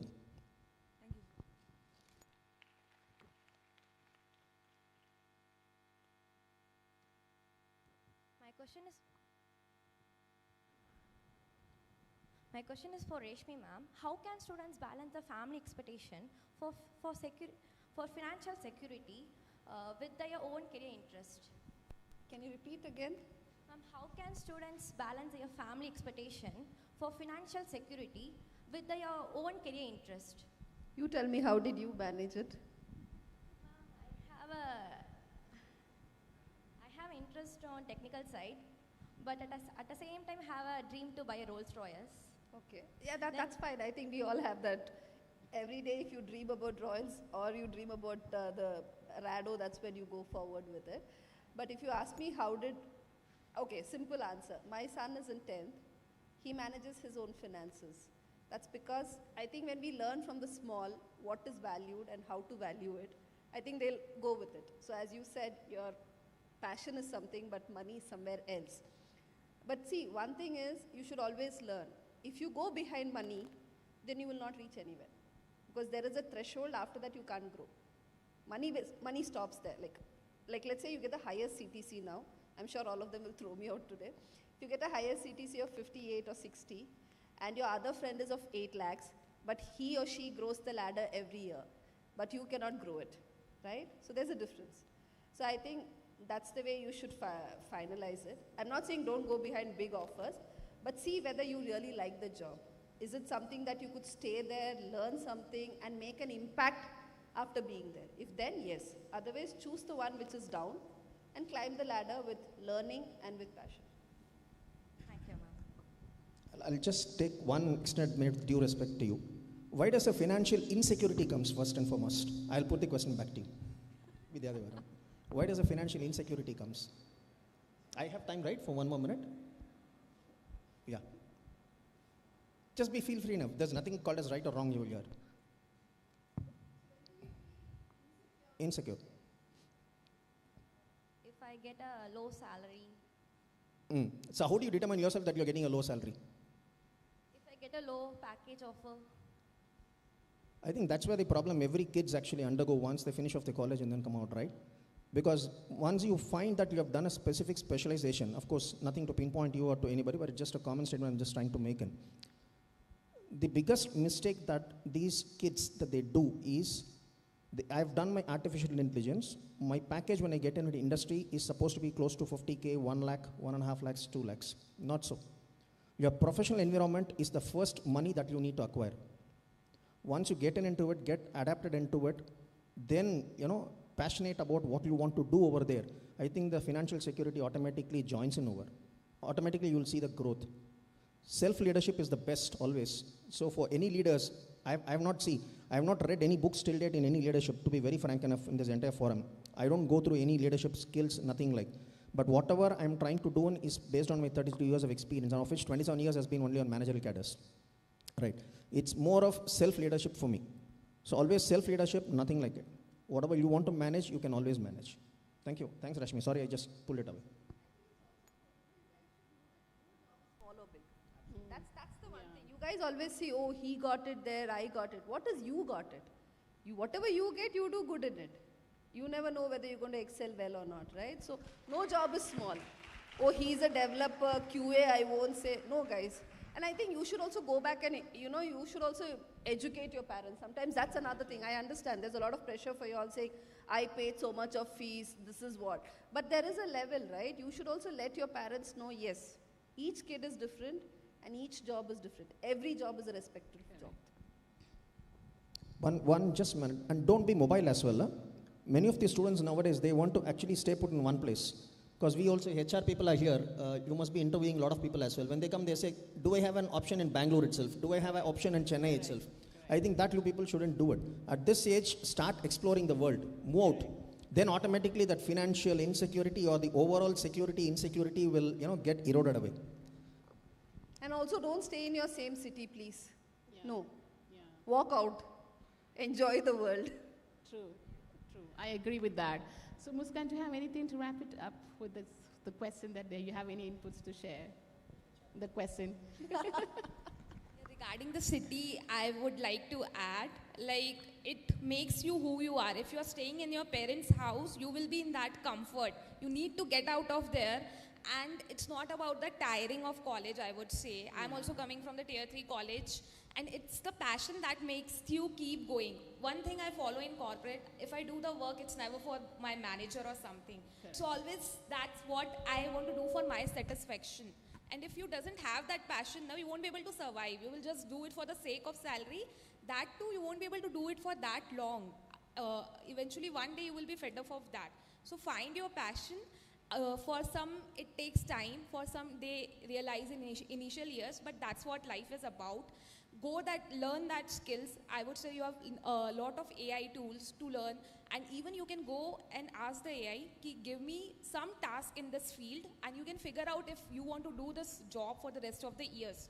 So now you have a lot of content, and the city moving, once you grow out, you can explore the part of yourself which you haven't. Be it financially, be it your household chores or anything, it grows you in the person. You can never even, thought of that I can be that person. So yeah. That's perfect. There's one more thing, which I'm sure all of them are lazy on. Hard work. Yeah. Easy way does not catch you anywhere, guys. You have to sit and work hard 9 hours and you're like, 3 hours, let me go back home, work from home. No. If you all sit and committedly do the work for 4 or 5 hours, you will really learn. And please, I request all of you all, whenever you get a job, please sit in the office and work. Yeah. That's where you learn. You get to meet your leaders, you get to know what's office and how to work around it. Please don't take work from home. Keep yourself very clear on the work-life balance. That's what is more important nowadays. I think that is what the current kids are missing a lot. How many of you sleep with your mobile phone? I'm turning this session into a different session as well, because a lot of curious things are coming into me, so I'm not able to stop. It's getting tempted for me to just pick up the mic and then speak as well, right? How many of you sleep with your mobile phones? Let's be honest. See? That's a clear evidence. No, I'll tell you one more thing. How many of you all did a research on us? Here you go. That's the answer. How many of you all posted reels today? Come on. I'll pull it out. All of you all will have reels. Okay? I think your control is what is more important, right? Because machines actually are basically a value addition for you. It is not the only one that can drive you. You need to know when to keep away from the machine, when to be with the machine. That's very important for you people to distinguish between these two. Then you can enjoy life. The moment you enjoy life, then automatically the passion will come in, and what you want to do will chip in your brain, or which is the neuron that we call it as. She has something to ask. She, I think, got a little bit annoyed because I was just trying to pick up from and then spoke about financial instability, so he just chipped in. He's like, why did we ask this? No, sir, I got it, the answer. Cool. Thank you. No, nothing to pinpoint. In any case, apologies if I have just hurt you. No, sir. Perfect. Thank you so much. No, I know. I think that there are two reasons of most of you are not asking questions or you're refraining yourself from. One is, yes, based on our cultural respect, that's our upbringing is. Yes, don't ask questions. That means that you're demeaning yourself. But no. And second thing is, if I ask question to the panelists, are they going to question me back? Are they going to demean me? Are they going to damage me? Take it as a challenge. If it's not, I can see all of them are nodding their heads like this. Yes. Ask questions, because that shows that you're listening to the panelists. Y'all can even ask questions to Jinsi. That's what she's trying to say. Yeah, true. How did you guess that? I'm ready for that. Okay, but just to wrap it up quickly, as they all said, please come out of the place that you are from, come out of it. Because if we all are here, we all are from different parts of India, raised in different parts of India, working in different parts of India, you get an exposure to different culture and your mindset changes. When the mindset changes, you will never kind of compare your job based on the way it looks like, infrastructure of that organization, or the scale. You love the work that you're working for, and you will be scaling up irrespective of, as Muskan said, I'm not working for my manager, I'm working for myself because I love the job. I always say that to my CEO. I said, no, I love the job. He said, you don't like cloud destination? No, I love my job. So yes, so that matters a lot. So now we do have any question that you want to ask. One more chance. Otherwise, we'll go ahead. It's already 1:15. Please ask questions. Okay. When we're done with that, we're going ahead with the rapid fire questions. Virodhini, is it a rapid fire question? Virodhini, is it a rapid fire question? Fine. Perfect. Please. Thank you. What was my question is for you, ma'am. Oh, to me? Okay. What was the toughest moment in your career where you almost felt like giving up, and what motivated you to keep going? Oh, awesome. That answer is passion. It's passion. I started my career, as rightly said, I did my botany, zoology, chemistry. Then I did my MBA in HR. I started my career in Dell in voice process. Looking up to the trainers, I felt the trainers connect with the people and they change the mindset of the people. And that's where I felt that I have a calling for that, and I'm good with that. So I started with the training. And you give me anyone from toddler to anyone, I love training them in a different way. Because training helps to change my perspective and my mindset. So the passion is helped me to survive wherever I have put into. I've taken training for the organization, for Kerala State Electricity Board, for ULCCS, where I have to go and take training in Malayalam. Malayalam is my mother tongue, but I haven't taken training in Malayalam. Kerala State Electricity Board, I went and took the training where they're going to retire next day. They're going to retire next month. It's not the way I train the IT professionals, yes, where you get all the Gen Zs. No, they're going to retire tomorrow, day after. So where we connect with them, so passion is where that really helps you to accept any challenges and convert those challenges into opportunities. You're welcome. Thank you for asking that question. Yes. All right. I'm done with it. Thank you so much. Let's quickly go ahead with the rapid fire questions. So we do have rapid fire questions. Yes. So we have the buzzer set for that. Yes. So we have 3 minutes. 3 or 2 minutes? 2 minutes. Yes. So they're going to have a first buzzer when it's 1 minute. Yes. No, 2 minutes. 2 minutes. So interesting rapid fire question for our amazing panelists. So I hope all of them are ready. Whoever is going to ask the rapid fire questions, please. Yes. Okay. Shoot the questions. So time starts now. Yes. Quickly, don't give time, okay? Quickly, My question is to Reshmi, ma'am. If you could go back to your 20s, what would be the career tip you would give to yourself, ma'am? What would the? Career tip you would give to yourself. Career advice. Stay in the same company and do what you love. Thank you, ma'am. Okay, rapid fire question, Virodhini. We should have only rapid fire. So one go shoot 10 questions. Who is there? Okay, I'll help you out to understand it better, okay, whoever is doing. So the question goes to... Is this rapid fire? No, I have, yeah. Okay, so here we go. If your career journey were a movie title, what would it be? Quick. Jab We Met. Perfect. If money was not a concern at all, what career would you choose today? If money was not a concern at all, what career would you choose today? Doctor. If you could go back and give your 200-year-old self one career tip, 20-year-old self one career tip, what would it be? Be good and learn good communication. Thank you. Which describes your career better, a marathon, a roller coaster, or a chess game? A bike ride. That is not there. But that's what it says because you're a recruiter. You have all levels. Okay, thank you. One skill students should learn that is not taught in college. Attitude. Perfect. If your job had a background soundtrack, which song would represent it? Singapore. Perfect, yeah. One thing students worry too much, that is always there. It goes with her. If your job had if one thing students worry too much about when starting their career, one thing students worry too much about when starting their careers? I think skills. If you could swap careers with anyone for one day, who would it be? Jinsey. Okay. All right, thank you so much. I didn't expect that answer though. Which matters more in the first job, confidence, curiosity, or competence? I would say two. One is curiosity, and the other Shall one is we competence. say? Yeah. All right, perfect. Thank you. Curiosity and? Competency. Thank you, Rashmi. Complete this sentence. The biggest opportunity for today's students is? Everything is in one plate. Perfect. Thank you so much. You did a good job. Okay. So I hope whoever is going to ask the rapid fire, you have to be rapid fire. Yes? Are we trained like that? Where is Vinodhi? Vinodhi? Yes. So I hope they have the sheet. Yes, Vinodhi, they have a sheet. I think they're a little Okay, fine. I'll continue. No worries, Vinodhi. That's okay if they're confused. Are they ready with the questions?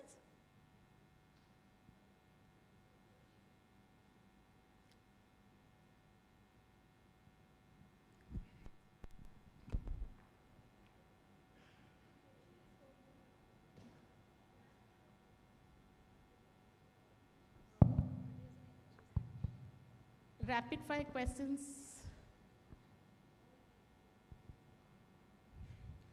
Ma'am, if your career journey had a hashtag, what could it be?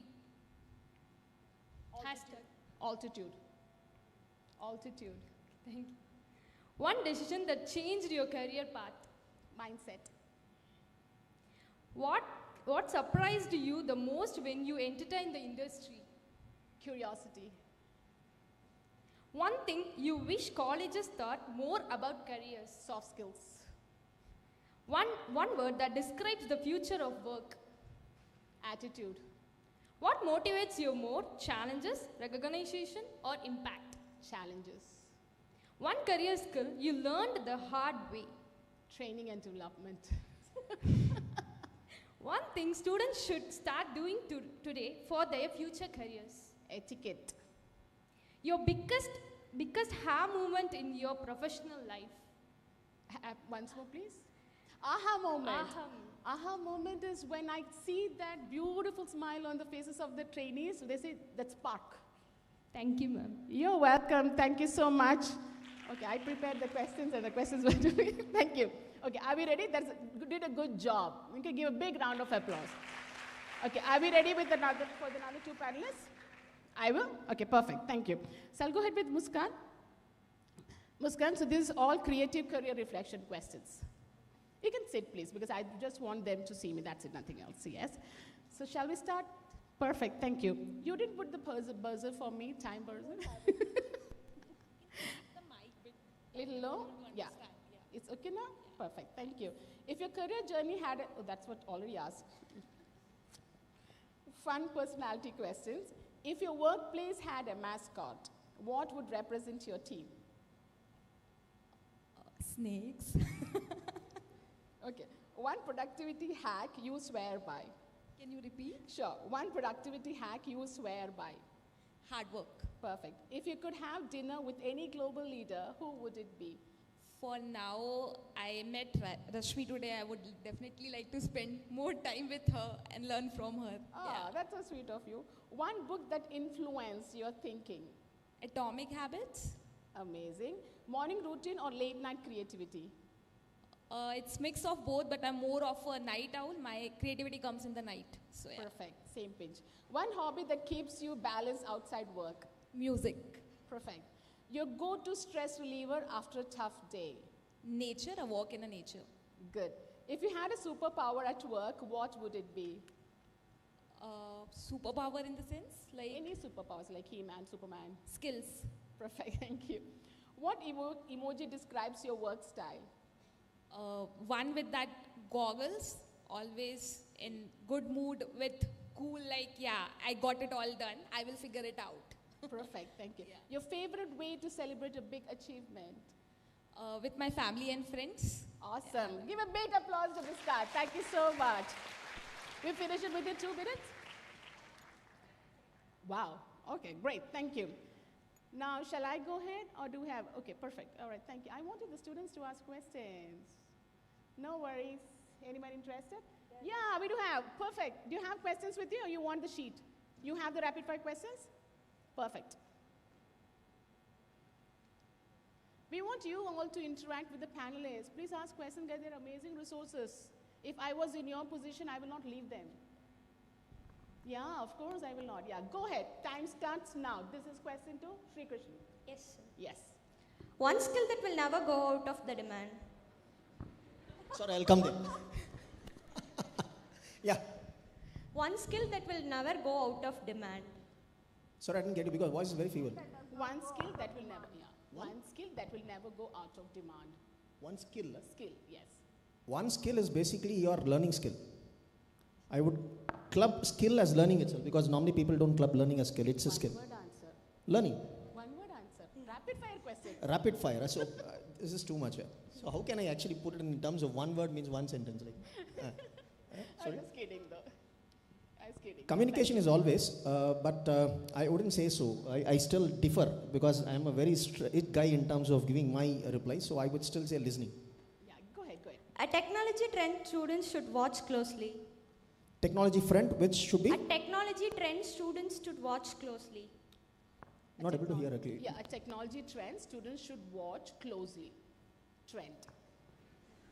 Technology trend. I have seen the questions now. Cheating. This call is cheating. Paper is leaked. No, I would say any technology is basically a trend only, right? Because technology does not something which means by getting restricted into one particular situation. It is basically an updation. Any technology that comes is basically a trend, which you should be aware of. If you were graduation today, which field would excite you the most? If I'm a graduate today? Yes, sir. Okay. If I'm a graduate today, the exciting field would be sports, especially tennis. College might have to come up with that field now. Sorry? College might have to come up with that field now. Yeah, go. One quality that differentiates high performers. One quality that can differentiate high performers, right? Yeah. Performance is basically again comes from passion, right? So I would say definitely you should be passionate of what you do, and that's the best quality somebody can acquire. Networking or hard work, which opened more doors for you? Sorry?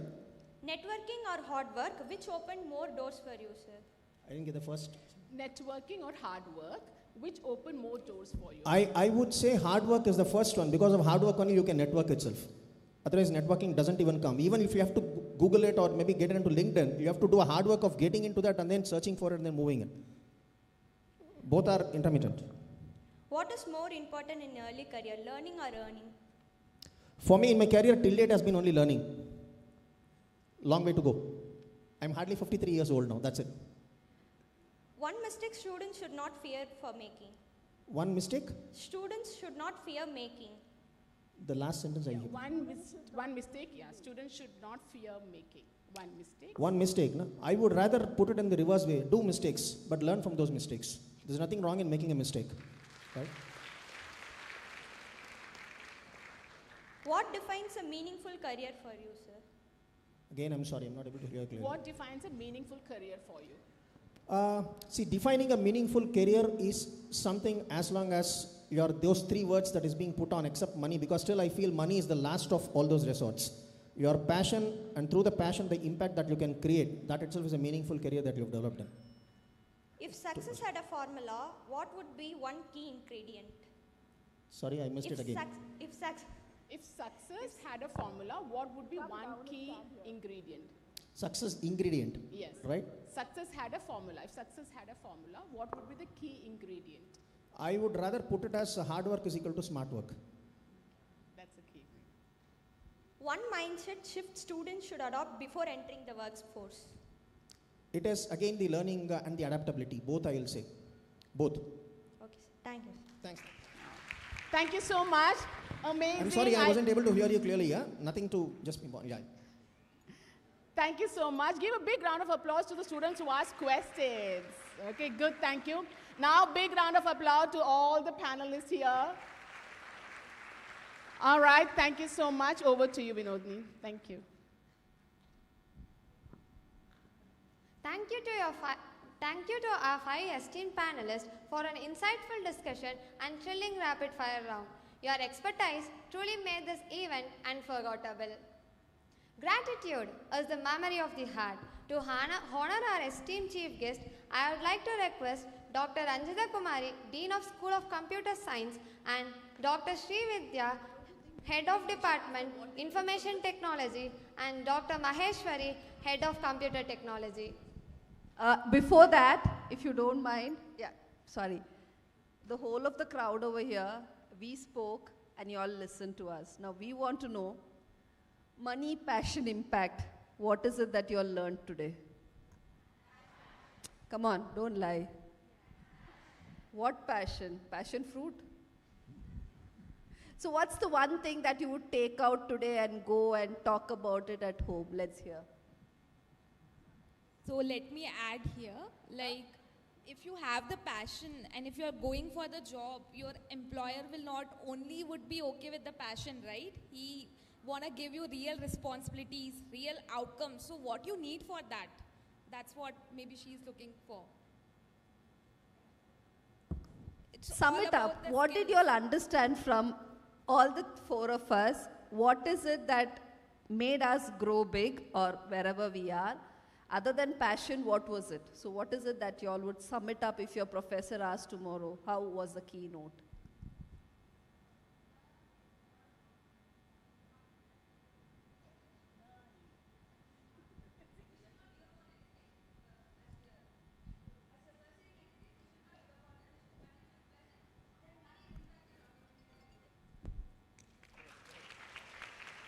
But if you not like something, you can still give up. You can pick up a new skill and still work on it.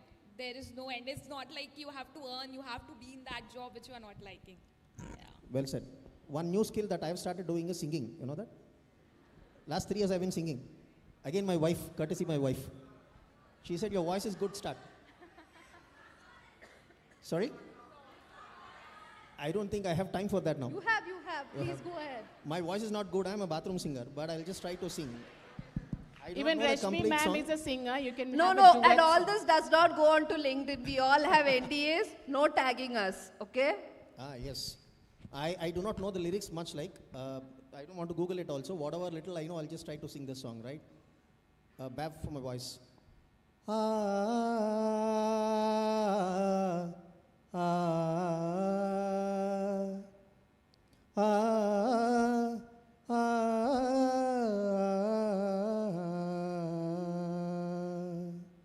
நீலாவேவா செல்லாதேவா என்னாலும் பொன்வானம் நான் என்னை நீதான் பிரிந்தாலும் நினைவாலே அணைத்தேனே நீலாவேவா செல்லாதேவா. Thank you. We do have one more singer, Rashmi. She's also a singer. Yeah, I only ride, I don't sing.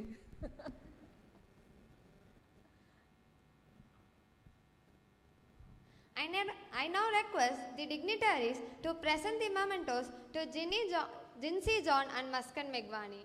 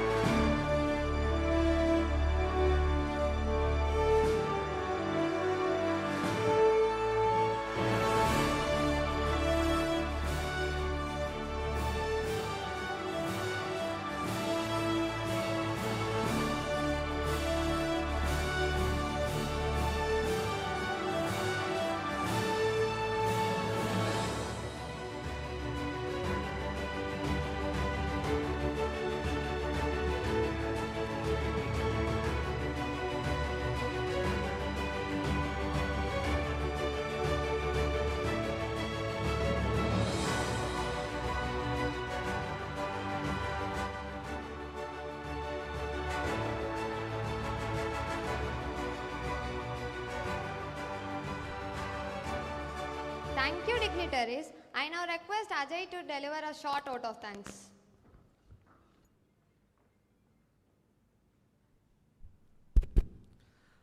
Wishing everyone present here a very pleasant afternoon. I know I'm standing between you and lunch, so I will keep this brief. It's my privilege to deliver the vote of thanks as we conclude this enriching session of Accelerate 26.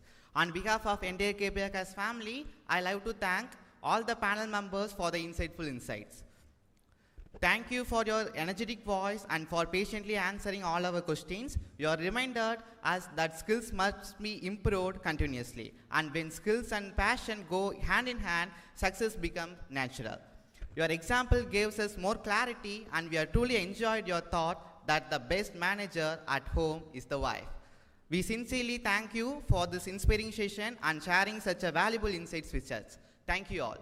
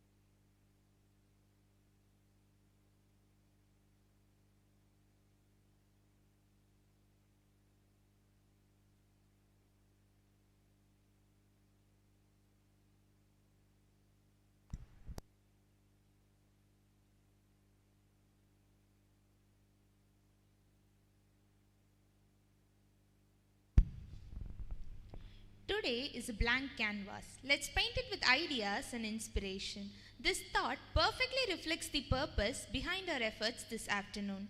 Good afternoon, respected dignitaries, esteemed guests, and my dear fellow mates. I am Shivaharini, alongside my co-host Shalini. We are from second year BCA, and we are deeply honored and excited to be your masters of ceremony for today's event, Accelerate 26. Your presence truly brightens this event, and we warmly welcome each one of you. Great discussion don't happen by chance. They happen when great minds come together. Today, we have such minds on our panel. As we begin the panel discussion, we are honored to have a visionary entrepreneur who is empowering Gen Z with skills in design, marketing, and AI-driven innovation. A TEDx speaker and mentor who has inspired over 12,000 students across India, he is passionate about building communities where creativity meets technology. Can you guess who is the moderator? Yes, please join me in welcoming our moderator, Henrich, founder of GenLab.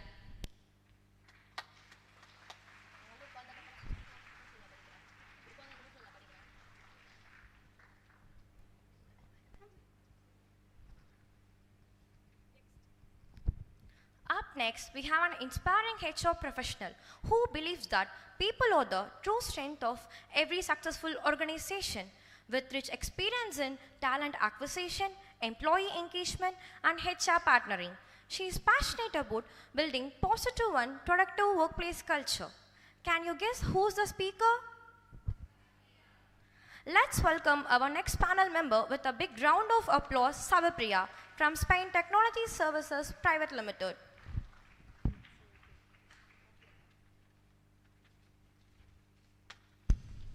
The best revenge is massive success. A powerful quote we noticed on his LinkedIn cover, reflecting a mindset of determination and growth. Our next panelist is a professional who uses digital strategies and data-driven insights to drive online visibility and business growth. With strong experience in digital marketing, SEO, and Google Analytics, he plays a key role in enhancing customer engagement and digital presence. Can you guess who is the next panelist? Please welcome Mr. Govindraj, Operations Manager at Span Technology Services Private Limited.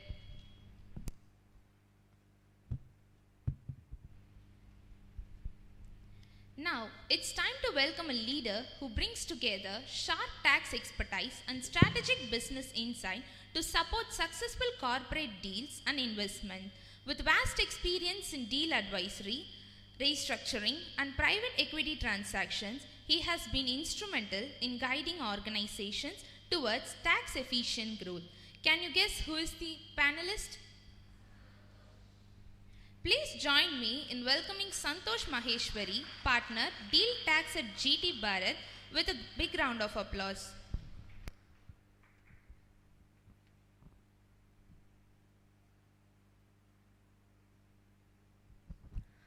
It is my pleasure to welcome our next panel member, a talent development professional at Hasdon by Deloitte, with her strong experience in learning and development. She is passionate about helping individual growths and reach their potential. Can you guess the speaker? Let's welcome Ms. Steffi Alice to the stage.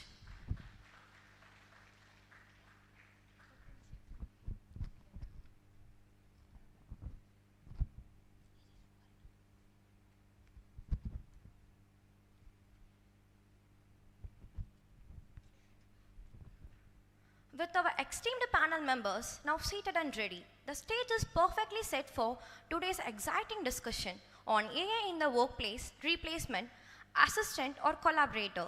Now I invite Mr. Henrich, the moderator for this session, to take over the stage.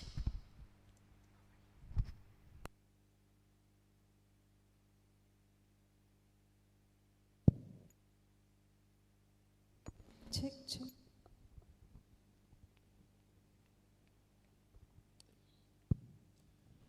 So, good afternoon, everyone. Yes. So, have you heard the term AI? Yes, right.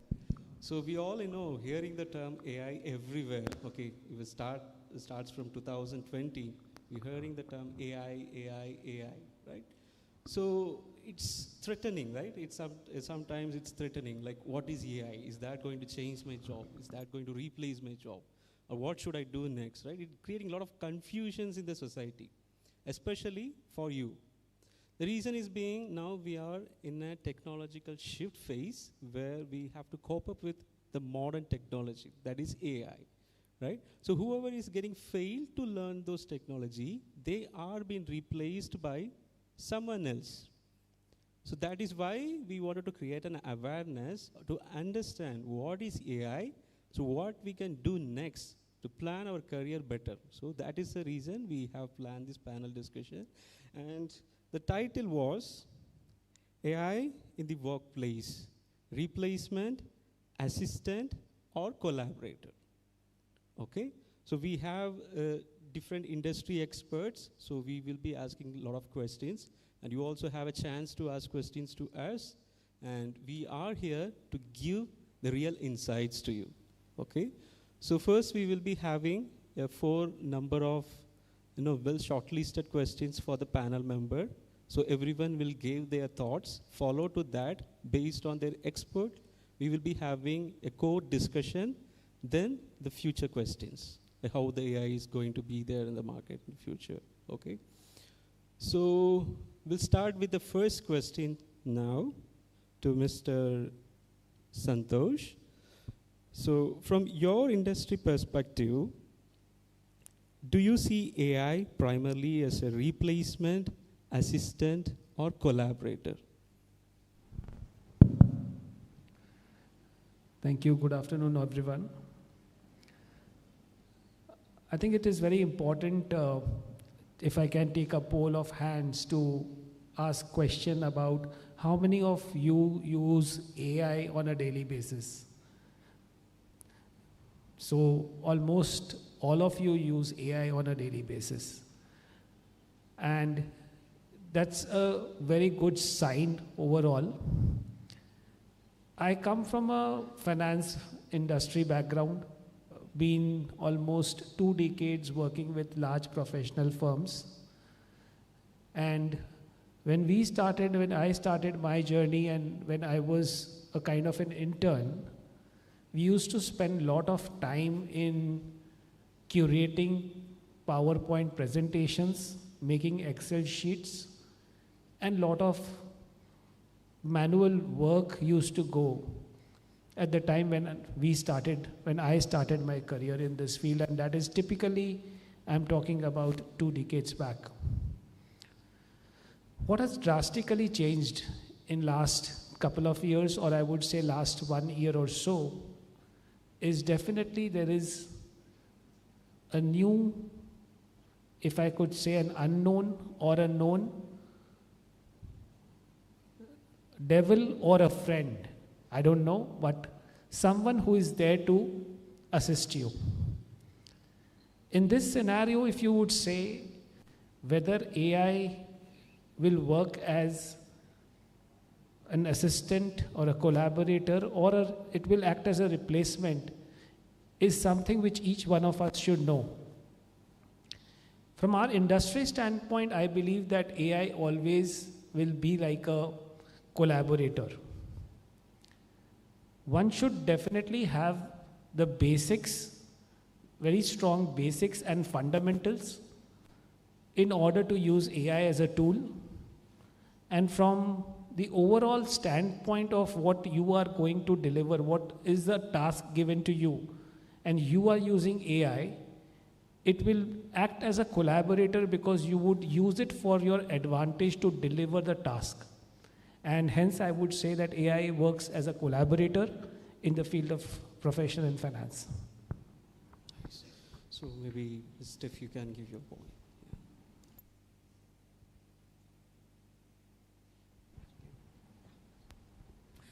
Thanks. I agree with Santosh. So, hi everyone, I'm Steffi.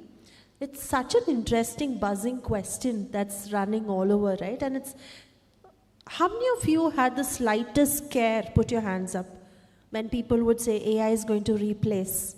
Some scare, right?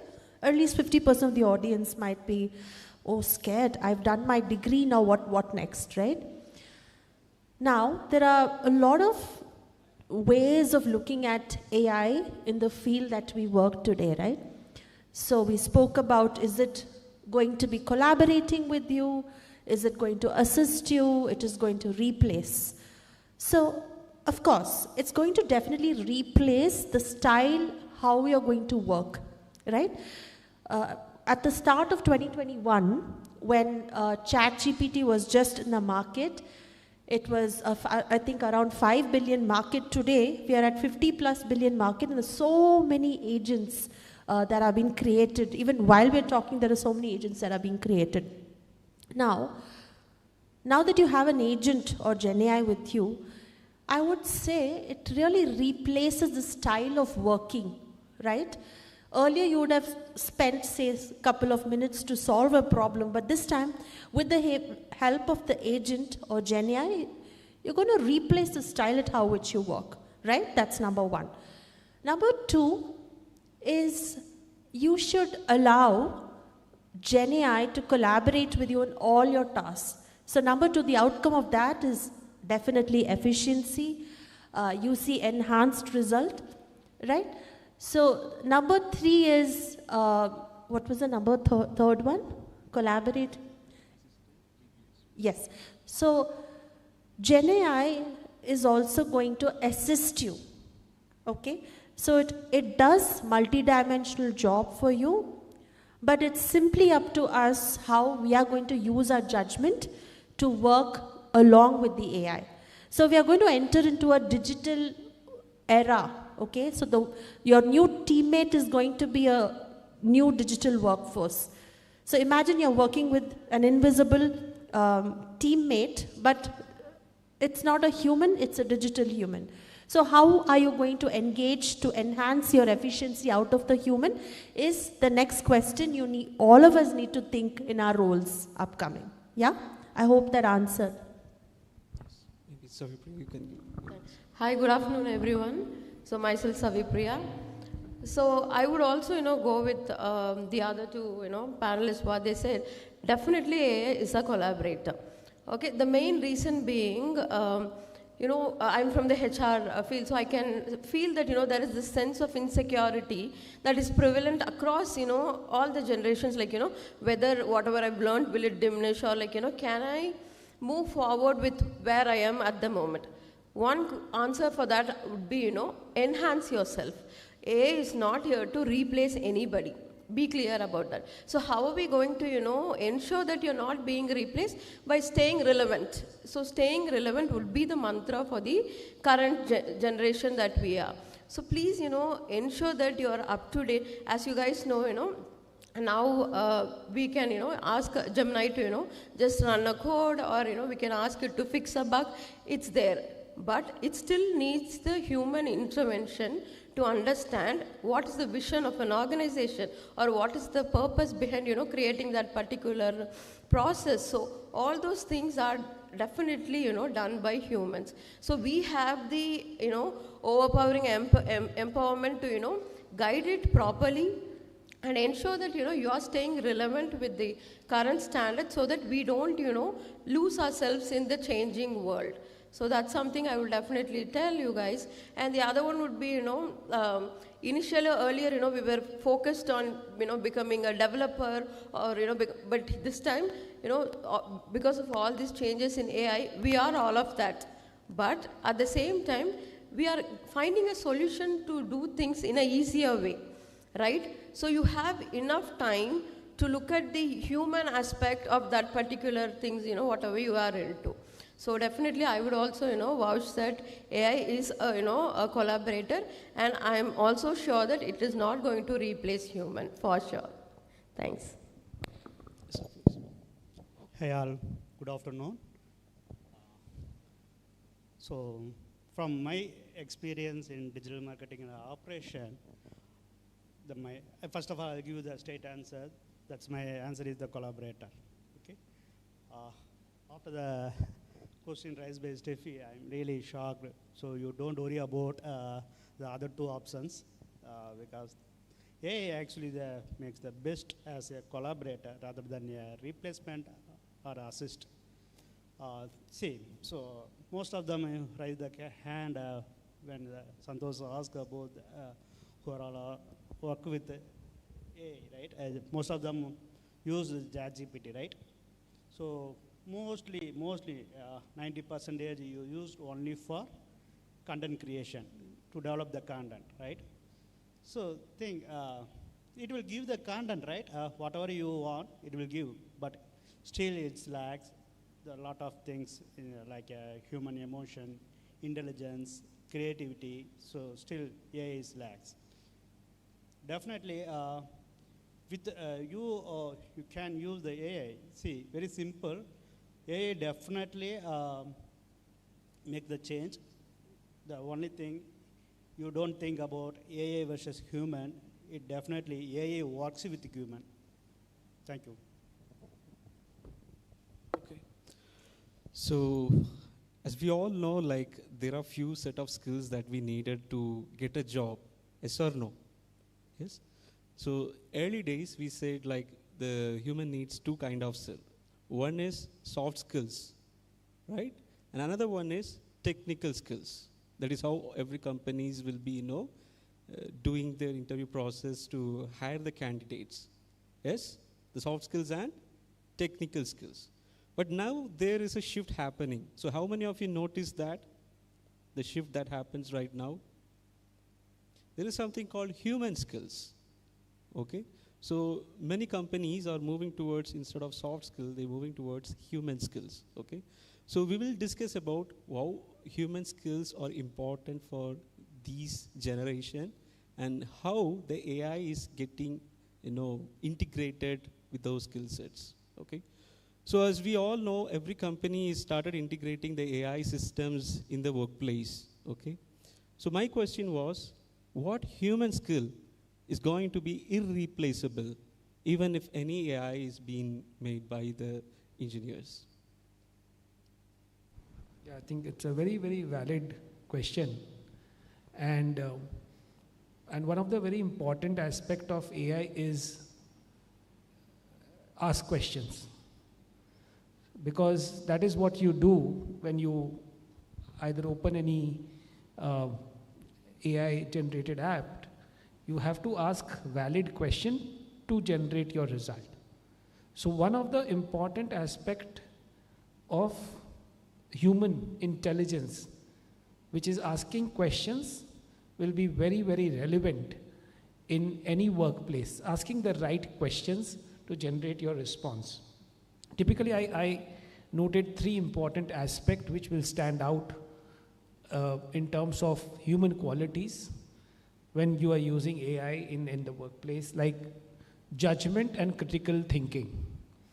AI may give you results, may give you some set of judgment, but will it be able to do critical thinking is still some role of a human intelligence, which Enrich spoke about, is important to understand. Creativity. To a certain extent, yes, AI can be creative, but basis what has already been provided to it. Can it generate something new out of it? Something extraordinary is again a part of human intelligence, which will be required to be developed in such a manner that you can generate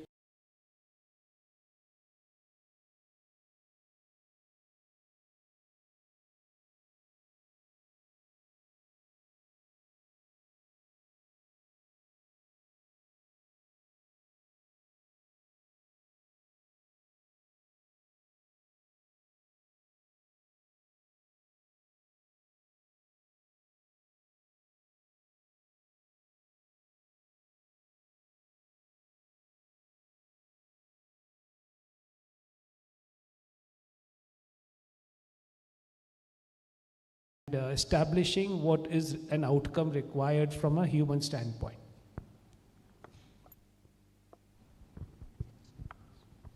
All right, thanks, Santosh. I think you took one of the skill that I had in mind, which I will address. That's emotional intelligence. Okay.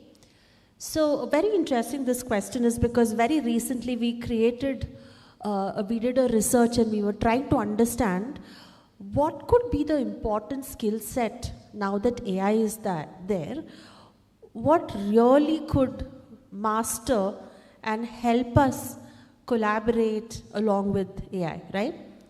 Now there are 3 things that I want to talk about. Number 1 is cognitive intelligence. Number 2 is emotional intelligence. Number 3 is social intelligence. Okay, there are 3 skill sets. Now, cognitive intelligence is something how you are able to think, solve problem. Okay, and emotional intelligence is simply how you feel. Social intelligence is how I'm able to relate with my peer, how I'm able to network, right? Now, these are the 3 skills that are required for anybody to perform in a job, okay? Simple. Now, we have an AI right now, okay? Now, where do you think AI is going to fit? I've given you 3 skill sets. Where do you think AI is going to fit?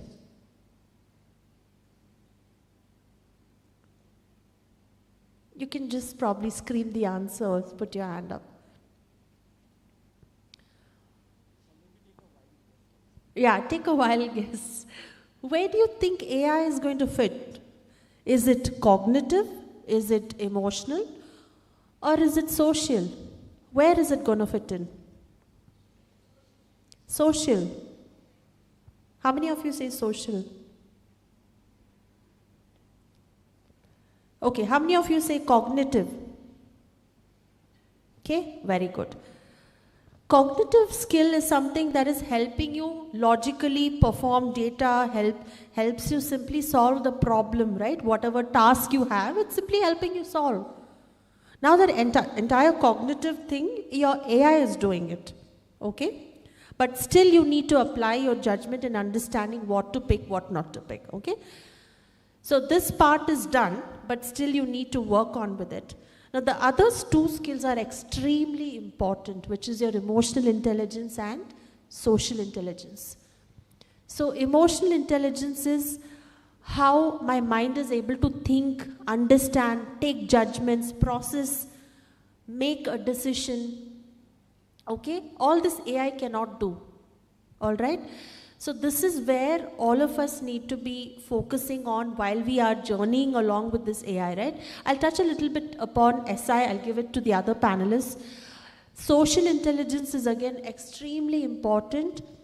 How you're even able to speak to your peer, how you're able to network with somebody, how you're able to create that culture of, building and staying together in a team and building relationship. So socially how you can relate with others is tomorrow you're going to socially interact with your clients, so many other relationships, right? So the most important thing that I believe is emotional and social, which are very, very key for us to groom ourselves. Yeah, thank you. So probably, I think they already covered about judgment and emotional intelligence. I think one other important value that I feel that, the humans only possess is being ethical, right? That is very important for, be it in any field. Being ethical is something, I think it's been passed down from generation to generation.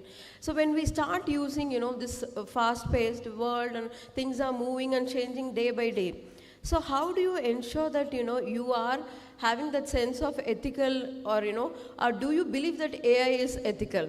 Can I pose that question? How many of you all believe that AI is ethical? You believe? You don't believe? You don't believe. Okay, so I take the silence as you don't believe AI ethical, and you're absolutely right. Because whatever AI does is human fed. We are the ones who have given the information. We are the people who have fed all the, be it being prejudiced or being biased, all these inputs are given from the human. So they don't possess a moral compass to understand whether something is ethical or not ethical. It can fetch data and it can, look to the instances in the past and create. But we being human, every situation differs. Every instances are different. So we cannot apply the same, pattern or same algorithm for human. And whatever we do, be it, creating a product or be, designing an entire, page or whatever it could be. So I think that, being ethical is what, the AI lacks, and that's an, unique skill that we human has. So we have to, ensure how we are, keeping ourselves very clear in whatever we do when we are, using the AI. Because they are not able to, think from ethical standpoint of view. So we should have that responsibility as a human to, keep that in mind in whatever, be it a tool or be it anything that we, get integrated or enhanced with AI, we should keep this in mind. Yeah, according to me, being ethical is one of the biggest human skill. Thank you. So mostly they are covered most of the thing. So very simple. The creativity, critical thinking, emotional intelligence, okay, ethical judgment, they're very important from the human side. The continuous and adaptivity learning, that's very important from the human side. See, one thing is very important. AI definitely it will do the huge volume of data processing very quickly, but it will never understand about our human emotion. We have some culture. We have some core value thing in this auditorium. So you all are considered as AI. Then where is the emotion? Without sleeping, without smiling, without Diwali, Pongal, annual day, graduation day, whatever the celebration. You have some core value, right? Each one of you have some core value. That's your unique, that's your identity. Then very important thing, if you ask anything in the AI, it will give the answer, followed with some question. Do you think, why it is again asking something to you?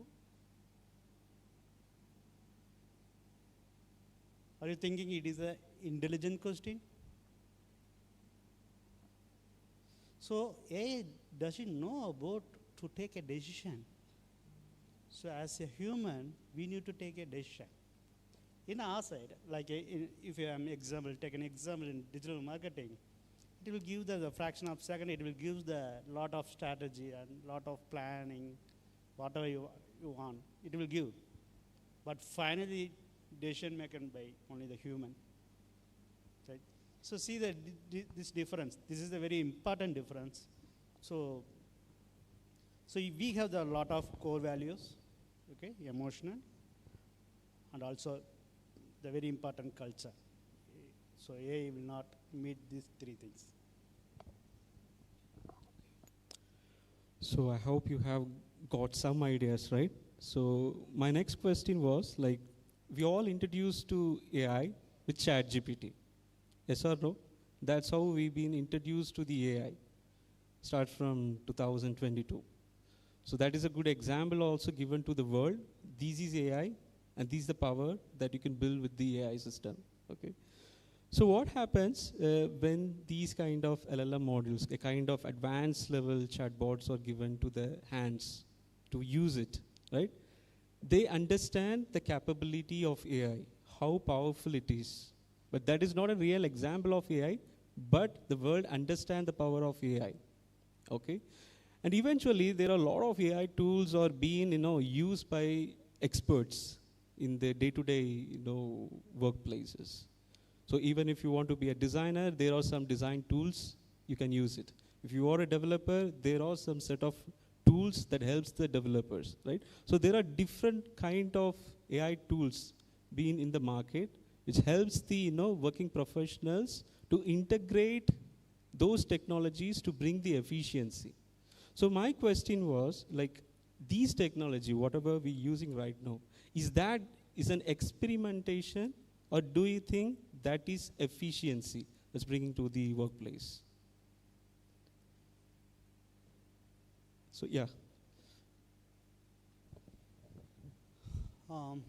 Really, my straightforward answer is still we are in the experiment. Perfect.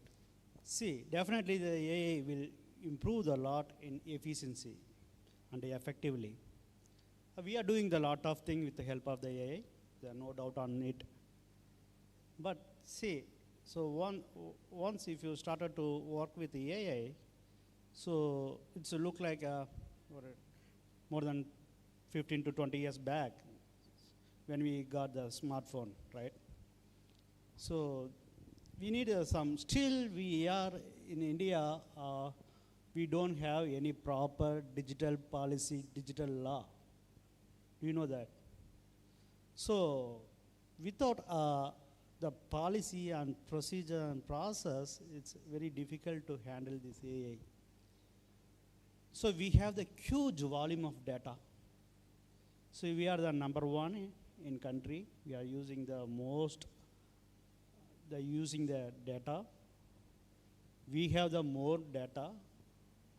Our information is very important for other countries. That's why always the country is more focusing on India side. See, still we are using the AI in any industry efficiently and effectively, but still it is a experimental stage. So we need to build a proper policy and procedure. Thank you. So I think even I'll go with the experimental stage. Me coming from the HR side, I'm very much scared about giving the data because I have all the employee related data, or be it the candidates that come in, etc. So I'm always worried about how secure is my data. I can't just go put into Gemini or Claude. I can't just give away the data because it is all human sensitive. It has Aadhaar number. It has the entire sensitive data. Okay, so I think we are still experimenting to understand whether only data from a proper data center can be put into it or whatever, because it saves everything. I think from your point of view, I can tell you you go to ChatGPT, you talk to about you fell down, you got hurt or whatever, but after some time you go talk to them about the same aspect, it will remember and give a response to it. Right, which means your data is being stored somewhere, right? So I'm not that confident, to make it a reality from HR perspective still, because we are still experimenting. So we need some time to, about understanding how the data will be secured and how, where it is getting processed, because earlier ChatGPT was there, then Gemini came, now Claude. There are so many other AI models that is out now. Right? So we need to understand the authenticity of those models. We need to, we need time to do all this, right? Each day something is popping up. So we still, in the experimental stage to understand how relevant are these, how authentic are these.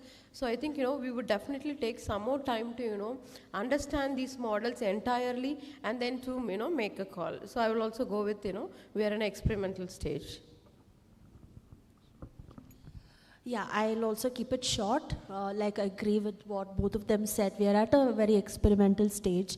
Few, developer tasks, testing tasks, we've been able to see some, I would say 30 to 40% of, we're able to get it done lesser time.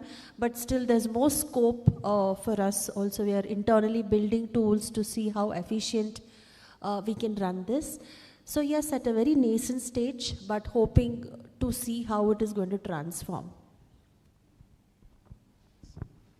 So I think from a finance background, again, financial organization, professional organization, and I think as Mr. Co-panelist Govindraj also said, there's a lot of sensitive data which we can play with when we are using AI.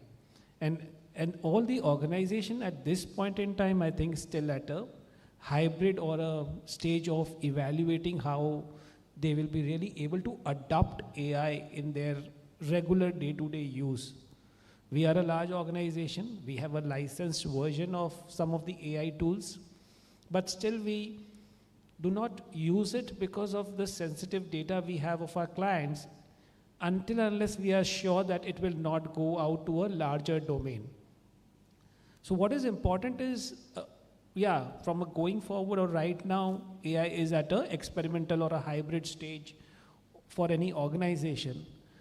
And what, as I would say, as you as students and going forward when you go for any workplace, importance will be how do you respect the use of AI?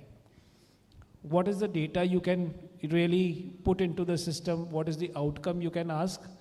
And whether it is all within the boundaries or regulations of each and every aspect of the organization. And I'm sure there would be organizations which will come out with AI policies already in place, that you cannot use AI for certain outcomes. And more it can act as an assistance. I'm sure, nowadays, a lot of people use AI to get some summary of large documents. That's one of the basic use I'm saying. So that is still, if the document is a public domain document, you can get a summary, and you can use it in your workplace, but not as a part of your day-to-day work. Adopting AI is not very easy in a large organization framework. Right.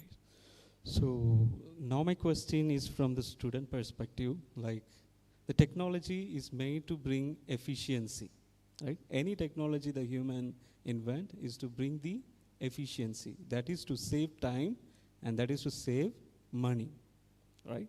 Now we have a lot of Gen Z workers in the market, right? So if you see, that is the majority of population. So what risk does this Gen Z workforce have because of AI replacement in the organization? So who wants to go first? Like Gen Z. So we are in recent industry, so the term Gen Z. So before the AI, we are all affected by the Gen Z. So from your question, Henrich, the first thing, the most risk factor, Gen Z, you are all more dependency on AI tool without the proper AI skills. So another important factor, so I'm damn sure, couple of months or 3 months, so most of the basic entry-level tasks will be automated. So right now, so most of the companies are automated the basic entry-level tasks. So what's next? So don't worry. So AI right now going to create the new platform, like 10 years back, the digital marketing, the 5 years back, data engineering, and 2 to 3 years back, security. Right now, the AI going to create another platform, like AI specialist, prompt engineer. Okay, so similarly, it will going to create a lot of new roles in the industry. So my recommendation, definitely I will not say the advice to the Gen Z, right? So please to learn about how to use AI tools. That's it. I think I'll continue from Govind's point where he mentioned about entry-level jobs being automated, right? So the biggest risk that I see for Gen Z is that they'll not have this traditional path of understanding things like from a no voice to expert. Right? Because half of it you get easily done, like be it the documentation or all the entry level tasks are now already automated, or even you guys know how to get it done quickly. So now as HR leaders, what we are looking at is we are trying to redesign the training program or the curriculum for the Gen Zs, because whatever we had in the past is no longer relevant to the Gen Zs. So we are looking at how to build the cognitive skills for y'all, how to, bring in the basic you need to understand the AI models better to be, future ready, etc. So that's how we are actually, working on redefining the entire curriculum for Gen Zs to be relevant with the current changes, right? With that being said, though the entry levels can be automated, but there are certain ways in which, we have to understand the entire process, right?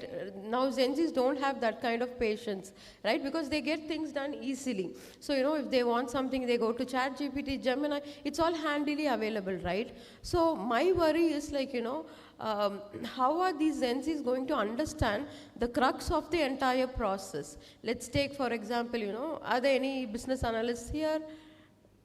Anybody?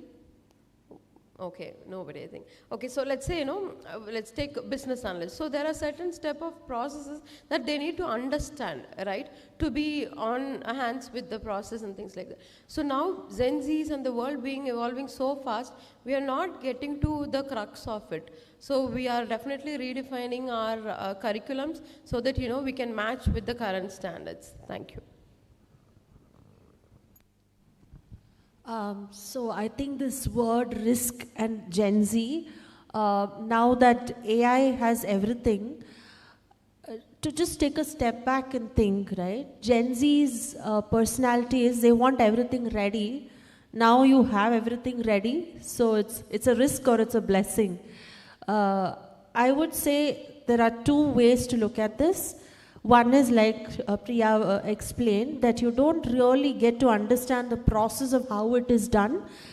Rather, it's ready-made on your plate. Whatever you want, the outcome is ready-made, right? Now, that's also a question on your mind to ask. You need to double up your skill. Now that you have everything ready, how am I going to double up my skill to match with that and give better performance outcome? Right? So the risk I would see here is, oh yes, you don't get to get hands-on dirty doing the daily task, whereas you have it ready on your plate. But now that you have it on your plate, what are you going to do with that? How are you going to double up your skill, upskill, and keep consistently learning on that? Yeah, that's my take on this. Yeah, I think for Gen Z, and I'll refer to what CEO of NVIDIA has said in many of his interviews, that you are not going to lose your job.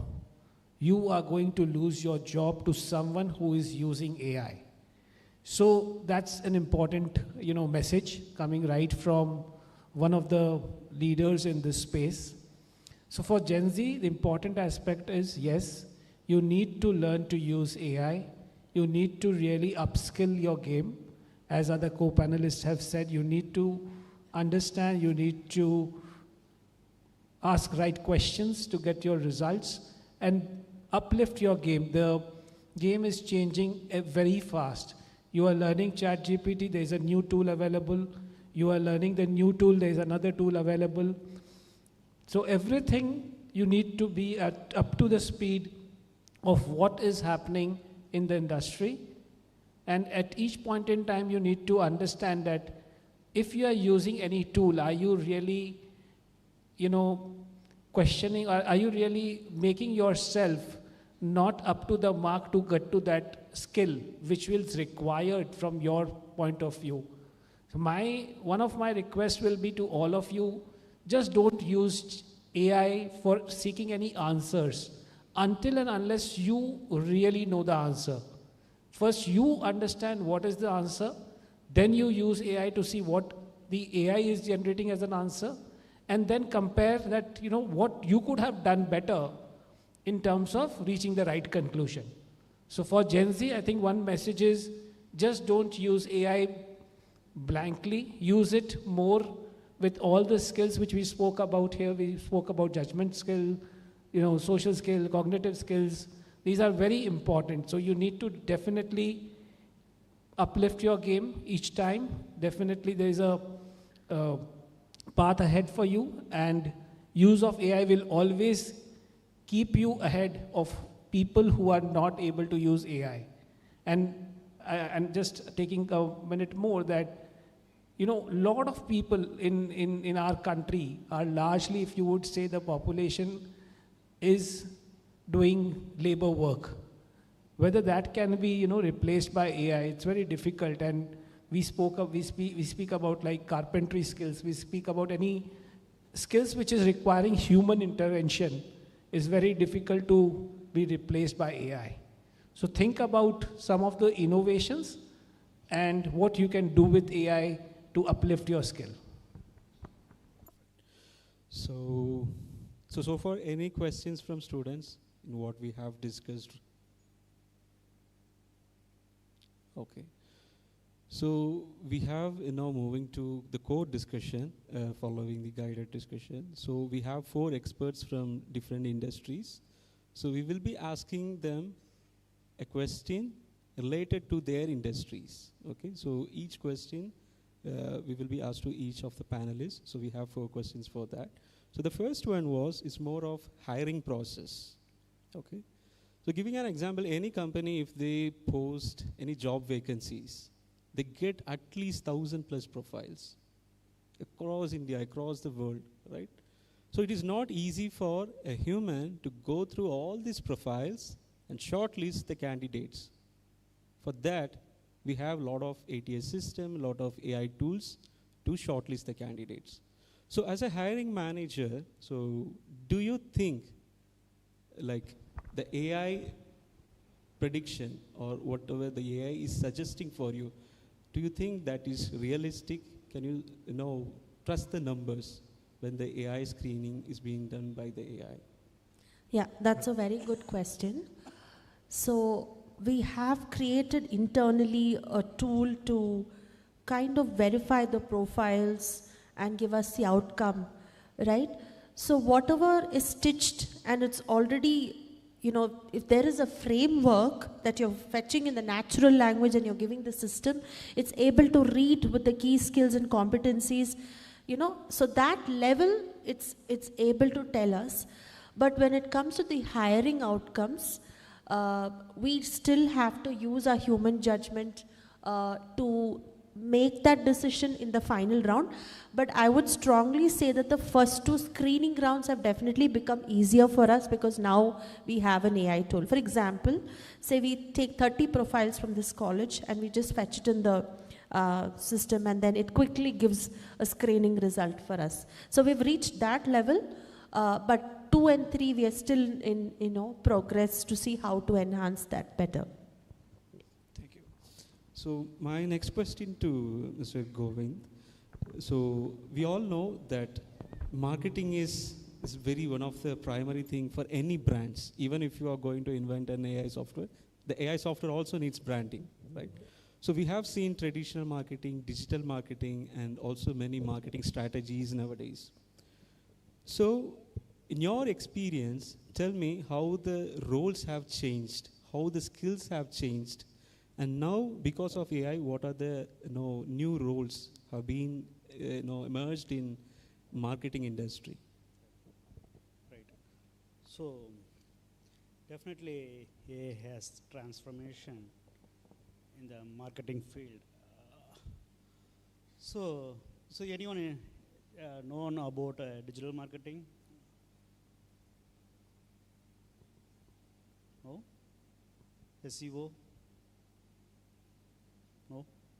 So in generally, if you want to launch the product, which means in online, so product which means website, that's very important, that's a product.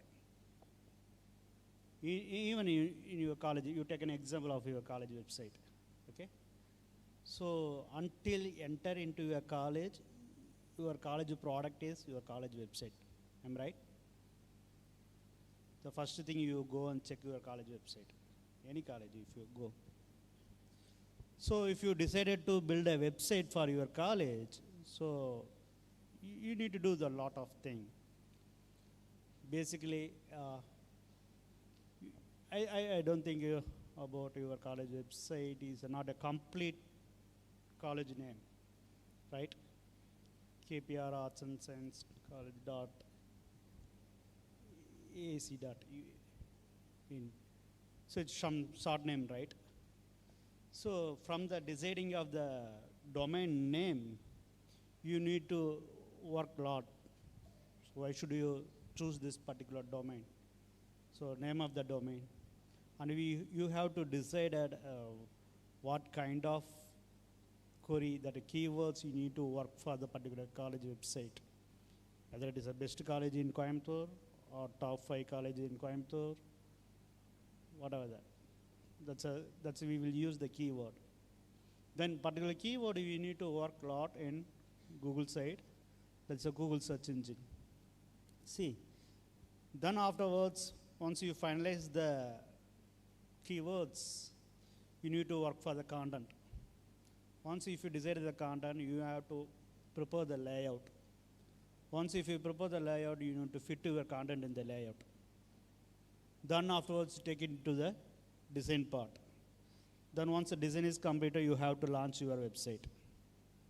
So it definitely will take more than 2 to 3 weeks time to launch any website, the proper website. But after AI come into the industry, it take only 5 minutes to complete, to build any website with the proper SEO. So SEO, which means the another topic. So this is what I'm, earlier one of the question I answered, the AI started to complete the basic entry level task being automated. This is what the basic level, entry level task. So now you have to think about yourselves. So what should I want to do? Okay.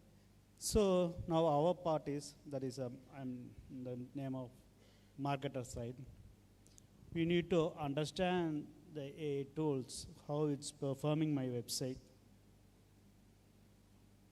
Then afterwards, I need to propose. It will definitely, AI will give the strategy and planning, but decision is my decision. I need to decide what should I do the next, right?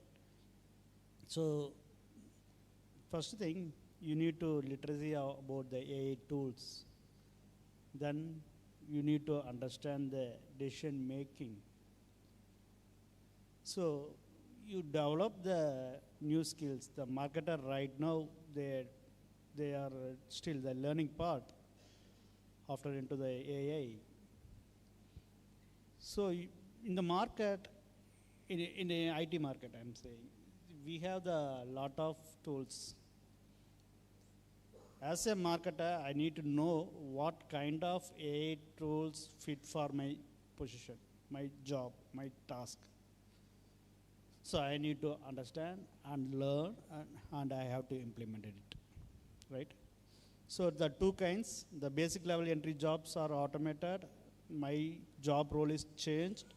So my job role is, I understand about the AI tools, and data-driven approach is very important, and decision makings are very important. So take it into two parts. The first half, to build that website, taken care by AI. The second half, so the human need to taken care, that's a strategy and decision making. That's what right now is happening in the industry. Thank you, sir. So my next question to Mr. Santosh. So you are most into of investment, framing policies and business strategies. So nowadays, like there are a lot of companies are there in the market. So it needs, every company needs a branding strategy, right? So whenever you do a strategy research, do you consider AI insights, like in terms of making a decision? So will you consider any of the AI insights that you get from the research? I think for last 45 minutes plus, what we have been talking about is AI is a good collaborator. AI is definitely,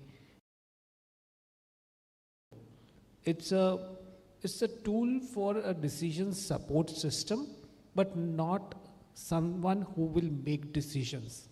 So this is very clear that AI cannot make decisions whether it is, XYZ company is doing good or XYZ company is good for investments. What is their business strategy? You can use AI to simulate data. You can use AI to simulate multiple scenarios.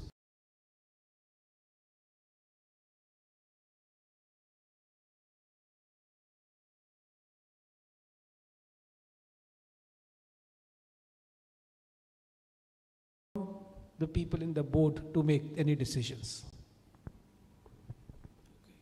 So my next question to Savipriya. So nowadays we know using AI tools in all the workplaces, right? So this generation is also going to work on the future workplaces. So what kind of skill or mindset these generations should have on? Because the mindset is all about the direction that leads them to go on the right path in the career, right? So what mindset all the students who have when they work in this AI environment? I think this question, you guys will be more interested to know, I guess. I think in the current, with the Gen Zs, I feel that, we are moving away from the skill mindset to the learning mindset, right? In the earlier stages, if you know Python, done, you are hired. But now we are not looking at that, right? We are looking at AI literacy as something which is at a increasing level. That in 2026, AI literacy is something that is a mandate for everybody, right? When you're coming as a freshers or when we come to colleges to hire, we see like 100 and 200 people sitting for the same job, right? But we only pick 2 or 3 or even maximum 5 people out of it. So how is it they are somewhere different from the others? So AI literacy is something that is very much mandate for this current trend. So please ensure that you're able to understand the latest trends that is going on. That doesn't mean that at this age I'm asking every one of you all to be a data scientist. No, that is not the expectation. But you should at least understand some basic functionality, at least understand some basics of how this AI is working, right? Along with this learning mindset, the next would be about the adaptability, right? You have to be, because this world is changing day by day, so you have to be in a constant learner mindset, right? That is what will, make you stand out, and that is something which we as HR leaders are also looking at, right? So how adaptable are you to the new changes? How are you able to, understand the current, like say there are 4 or 5 different AI models into the market, how are you able to differentiate those, right? The adaptability plays a major role, and we in short, to say that, we are not looking for someone who knows today, right? We are looking for someone who's ready to unlearn the past, right? At the same time, who's ready to be, understand what's going to happen in the future also. So being adaptable and being proactive in understanding these AI models and this AI related things are something that we are looking at. So that's the kind of mindset that we are looking at. AI literacy plus adaptability is what I would answer. Thank you, Savipriya. So I have a last final question to all. The question is very simple. So right now we talked about the present and the past. So this question is more about future, okay? So if you want to say how the future is going to look like in 2030, that is what the expectation was. Even like coming from different backgrounds, even the company also couldn't predict how the future is going to look like. Like the companies also, it's very difficult how the future is going to look like, how next year would look like. So we have to, face a lot of challenges in terms of, facing the tech fast. We have to adapt to a lot of technologies and things. So what do you think? This is more of a prediction question. Like we don't have any real examples, but still I wanted to know, in your perspective, how the future, like how the 2030 will look like with the phase of AI era. Yes. Probably I can pick that up. So I think in 2030, like 4 years down, I think from the quality will be what that we'll be looking at, not the quantity. Let's say we need 50 people or an entire department to do to release a new feature or to implement something. But maybe, down the line in 2030, we might need like 5-6 people with 4-5 AI models, right? I think that will get the work done for us. So I think that kind of shift is something I don't have the data to back up, but that is something I'm predicting. So from quantity, we'll be shifting towards the quality that is being delivered.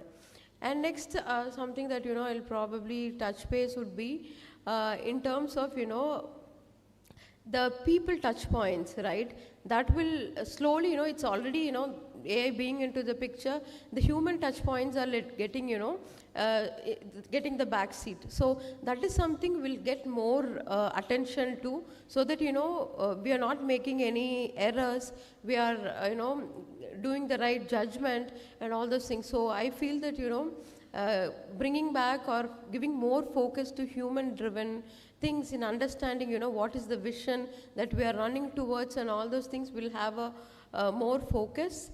And next would be, like I said, we'll be looking at the quality rather than, the quantity of how things are getting done. That's my perspective. So, the very important thing, don't think about your future. It's not, as Savi told, 2030. Please remain the word. Within 6 months, everything going to be changed. So I think you are a second year students, right? Be ready for step into the third year with the new world, new era. It's a paradigm shift. Maybe you doesn't know about the lot of paradigm. Maybe this is a first time you are going to see this paradigm shift. Maybe your faculty members are well known. They are already seen this is a third paradigm shift for them, because when they are doing their school, they never seen the computer. That's the first paradigm. Second paradigm, I think after 2000, the smartphone revolution. This is a third paradigm for this generation. For your generation, this is the first paradigm shift. So don't think, so it will come, it will go, not like that. Within 6 months, everything will going to change. So be ready to adapt, and please learn how to use the AI. So in marketing side, I will say how it became definitely AI will become a core workplace, even though in any kind of industry. Right? So, see the thing, what will happen, the AI power-based solution maker, and as I said earlier, definitely the basic level entry job will be automated, and the humans are more focusing on customer experience and marketing activities. So these are all, it's just a shifting time. So more focusing on the core part. Now they are shifting more on innovation tools. This is going to happen in the next 5 to 6 months. I'll just add, since you were specifically asking for data, we did a little research in our company I think last month. So when ChatGPT came in, right, it was $5 billion market, okay? Currently we are at $30 to $40 market. The prediction in 2030 is it's going to become a $100 billion market. The number of multimodal agents is increasing so rapidly that we're going to have so many agentic models that are going to come up. So what that leaves for us, AI is not going to replace. If it's going to replace something, there are going to be so many opportunities for us to learn and adapt new roles. So there's so much opportunity at 2030. I think we are going to be at a very different place, a good place, but it's up to us to keep upskilling and adapting. Yeah? Thank you. I think I'll echo the same words as by my co-panelist, and definitely after hearing Govindraj, that next 6 months itself is going to change a lot. 2030 is as a long period. We definitely, and I would agree that we need to plan ourselves. You are in the second year, you will be, in next 2 years, you would be part of an organization or you would run your own organization, some of you. The aspect is, yes, you need to be updated. You need to uplift your skill. Anything which is repetitive in nature, anything which can be replaced by AI, all those jobs will be taken over by 2030. The jobs which will be left is, as I said, requires human skill, which requires people who are able to use AI to uplift their game. So this is very important. Yeah, thank you. So from student side, is there any question that you want to ask to us? Any questions?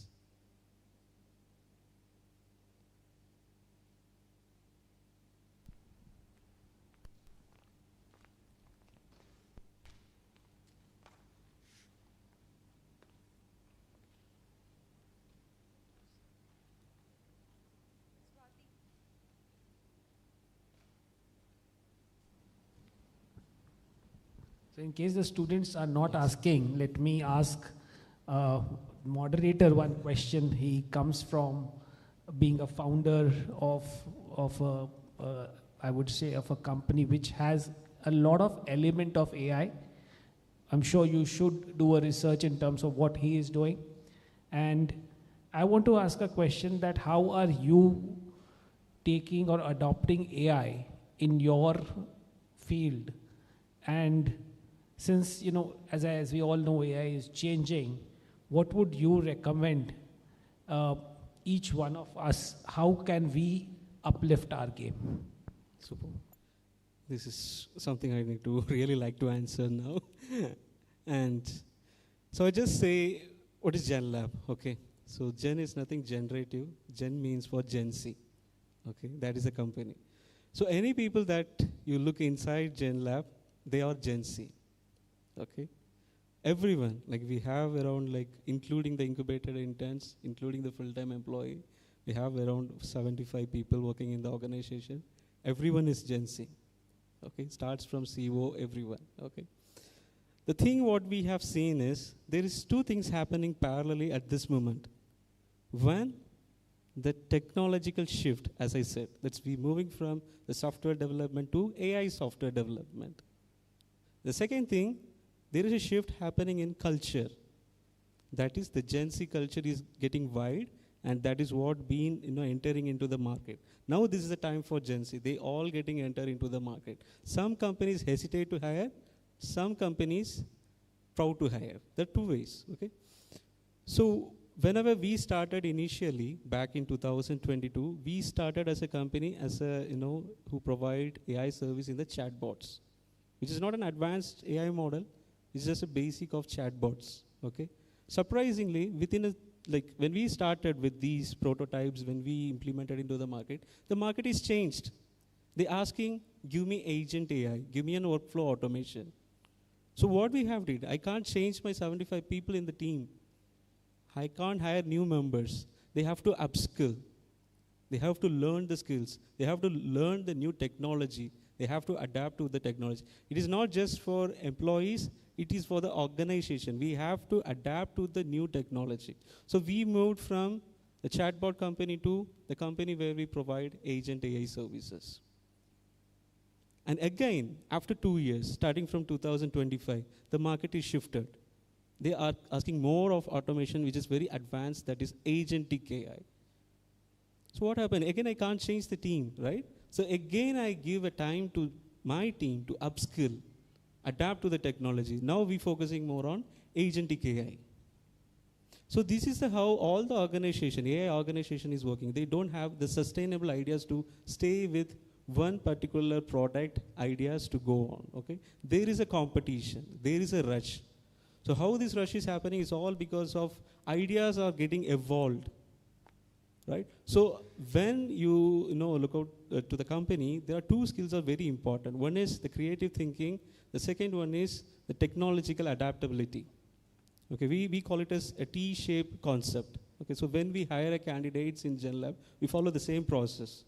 We don't go for the soft skill, the GD, the set of rounds. We have T-shaped process. That is to understand the particular candidate's human skills. That is how creative they are. If the challenge won, if it's failed, how they're coming with different solution for the second problem that we have here. So we focusing more on the creative person, the design thinkers, who is very empathetic, who is also know the AI ethics. So the human skill is what very important nowadays. Okay, that is what you have to keep it in the very first place. Okay, and the second one is tech skills. So the tech skills is elaborative skills. You can give add-on.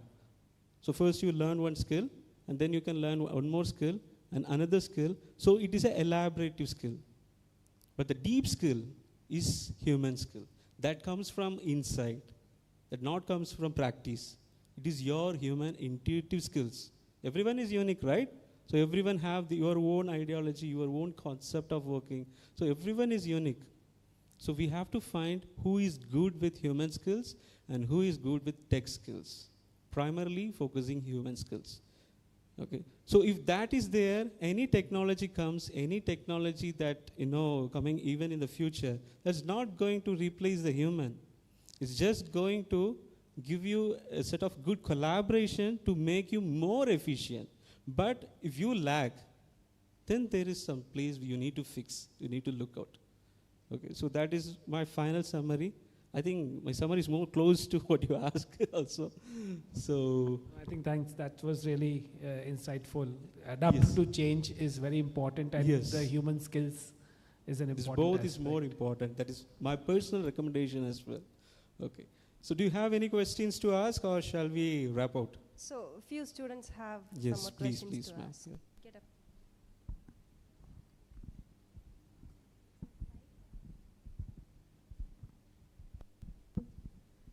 Hello, sir. My question is for Henry, sir. In your journey of UI UX design and AI innovation business strategy, beyond the tool like Figma, how can a student develop their product thinking and user empathy to get to become a better UI UX designer? Perfect. So already I have discussed with few students in the morning. I have given my stories, like how I started my entrepreneurship journey. So basically I started my journey as a graphic designer, to then next to move on as an engineer, then to move on as a UI UX designer, so on. And finally I ended in entrepreneurship. I started a company. Okay. The thing is, like, anytime, whatever you do in a life, having a good creativity is more important again. Okay. So it's not like you know all the tools, all the design tools, all the tools which is invented for design, or all the tools that invented for development, you know that. It's all about your creativity, what skill that you have. Even if there is no tools exist in the market tomorrow, you should have that knowledge. The basic concept. The basic is always going to remain same, right? So the basic is more important. Text will change. The technology will change. You have to adapt to that. There's no other chance. But still, if the basic is very strong, you can be the pioneer in the particular field that you are looking for.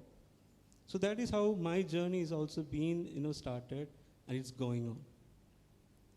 Okay, sir. Another question is, do you think that designing will be replaced with AI in future? Yes, obviously. So it is also happening right now. So nowadays, if you see the companies, the hiring number for UI UX designer or product designer is rapidly a little bit decreasing. The reason being they don't have job. It's not like that. The reason is being we have a tools to design, okay, but we don't have a tools to think. Okay, so what you can focus, if instead of focusing on UI designer, if you can be a master at UX design, that is another option, right? The same way, anything that you choose, there are certain places where AI can't be fixed. So you can choose that path. So even if you are not good at design, UI design, but if you want to work in the same field, you can choose a good UX designer. It's an alternate option, but still, you will be the leader in the market.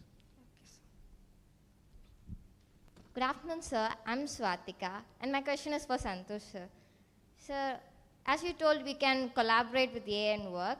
And how can student adapt learning to stay relevant in the tech industry?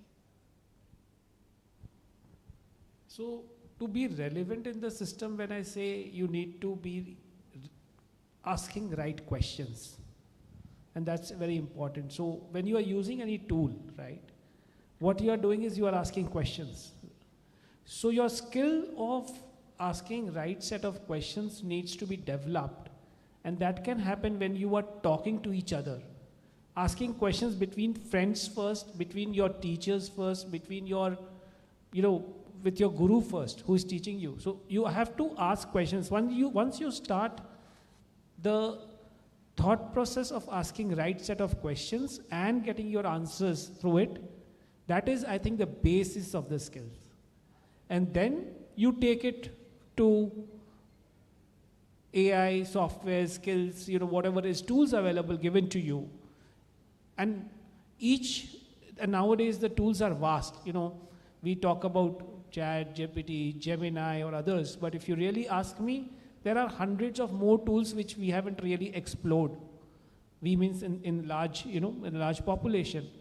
Each solution may have a tool to be looked at.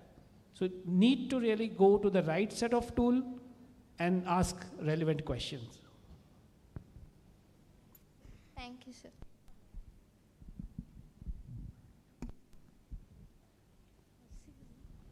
Hope I am able to answer, your question. But if there is anything more, happy to address this. My question is for Priya ma'am. As you told that the decision making and the ethical thinking regarding AI, so it is, I think it is an oxymoron that AI is shortlisting the resumes. So AI can't make decisions properly, then how can AI shortlist our resumes? Exactly. So that's why we keep doing this bias audit, okay? So what I mean by bias audit is, let's say, we ask a tool, we tell them to, these are set of the resumes, you just shortlist. So what it does, it's like without its knowledge, it starts, looking at some patterns, right? For example, it looks at, let's say, we've offered 10 candidates or some 10 candidates are selected from a particular region. It will start picking profiles from that. Right? So that's the reason we are ensuring that we do this bias audit to keep, reprogramming or telling them, to not just go with the same algorithm, and, we are initiating it to, be very clear in how it is going to shortlist. Because it cannot shortlist like how a human does, but at the same time we are feeding the right information, and we are regularly doing this bias audit so that we are ensuring that no prejudice or some kind of bias is picked from the old resumes. So that's how it's taken care. Yeah.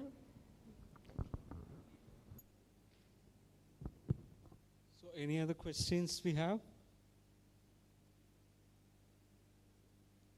Okay. So I hope this session is more helpful for you, you have got a lot of insights from the experts, right? So I believe that this awareness will help you to think clearly and take the actions wisely in your future career, right? So I'm wishing you all the best to, the new era that we are in. And I also wanted to request you, as I said, the human skill is more important. How empathetic you are, how good at storytelling, how creative, right? So just focus on that. That has to be your priority, because the technologies always change, right? So, but if you have these primary skills, that is all secondary. That is all achievable, okay? So that is my final advice as well. So stay connected. You all know the panelist members' name, right? Where they work and everything. So stay connected with us. And even in the future, if you need any types of, things that you need to ask to us, or anything that you want to talk or anything, you can always open. We are open for that, okay? So wishing you all the best again, and thanks. Yeah.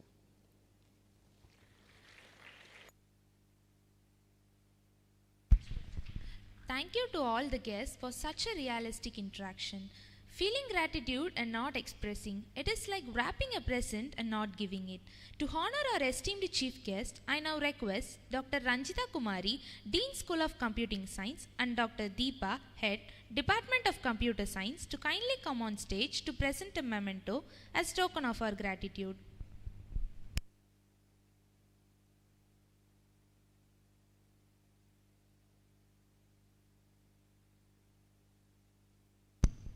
I now request Mr. Govindraj to kindly accept the memento as a token of our gratitude.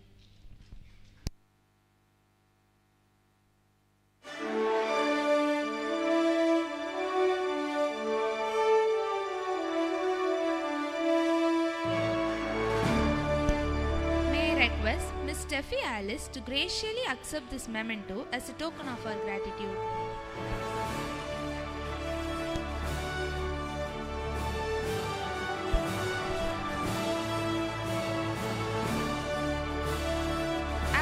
Request Mr. Santosh Maheshwari to receive the memento as a token of our gratitude.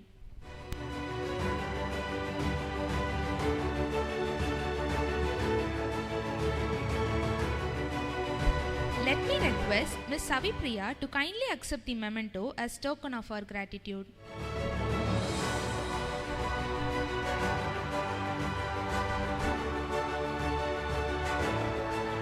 I request Mr. Henrich to please receive the memento as a token of our gratitude.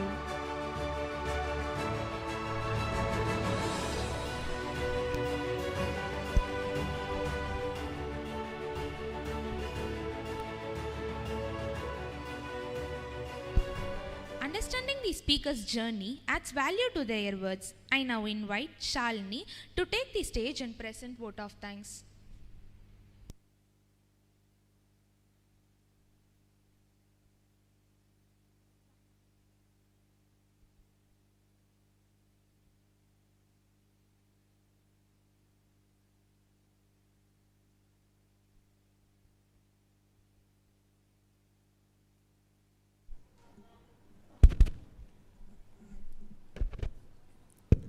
Gratitude is when memory is stored in a heart, not in the mind.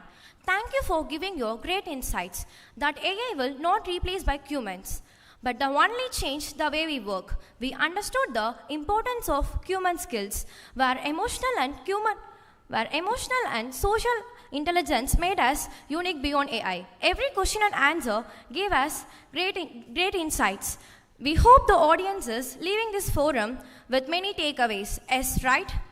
Thank you for all the guest speakers for your valuable insights and inspiring session. And also thank you for everyone being a part of Accelerate 2026.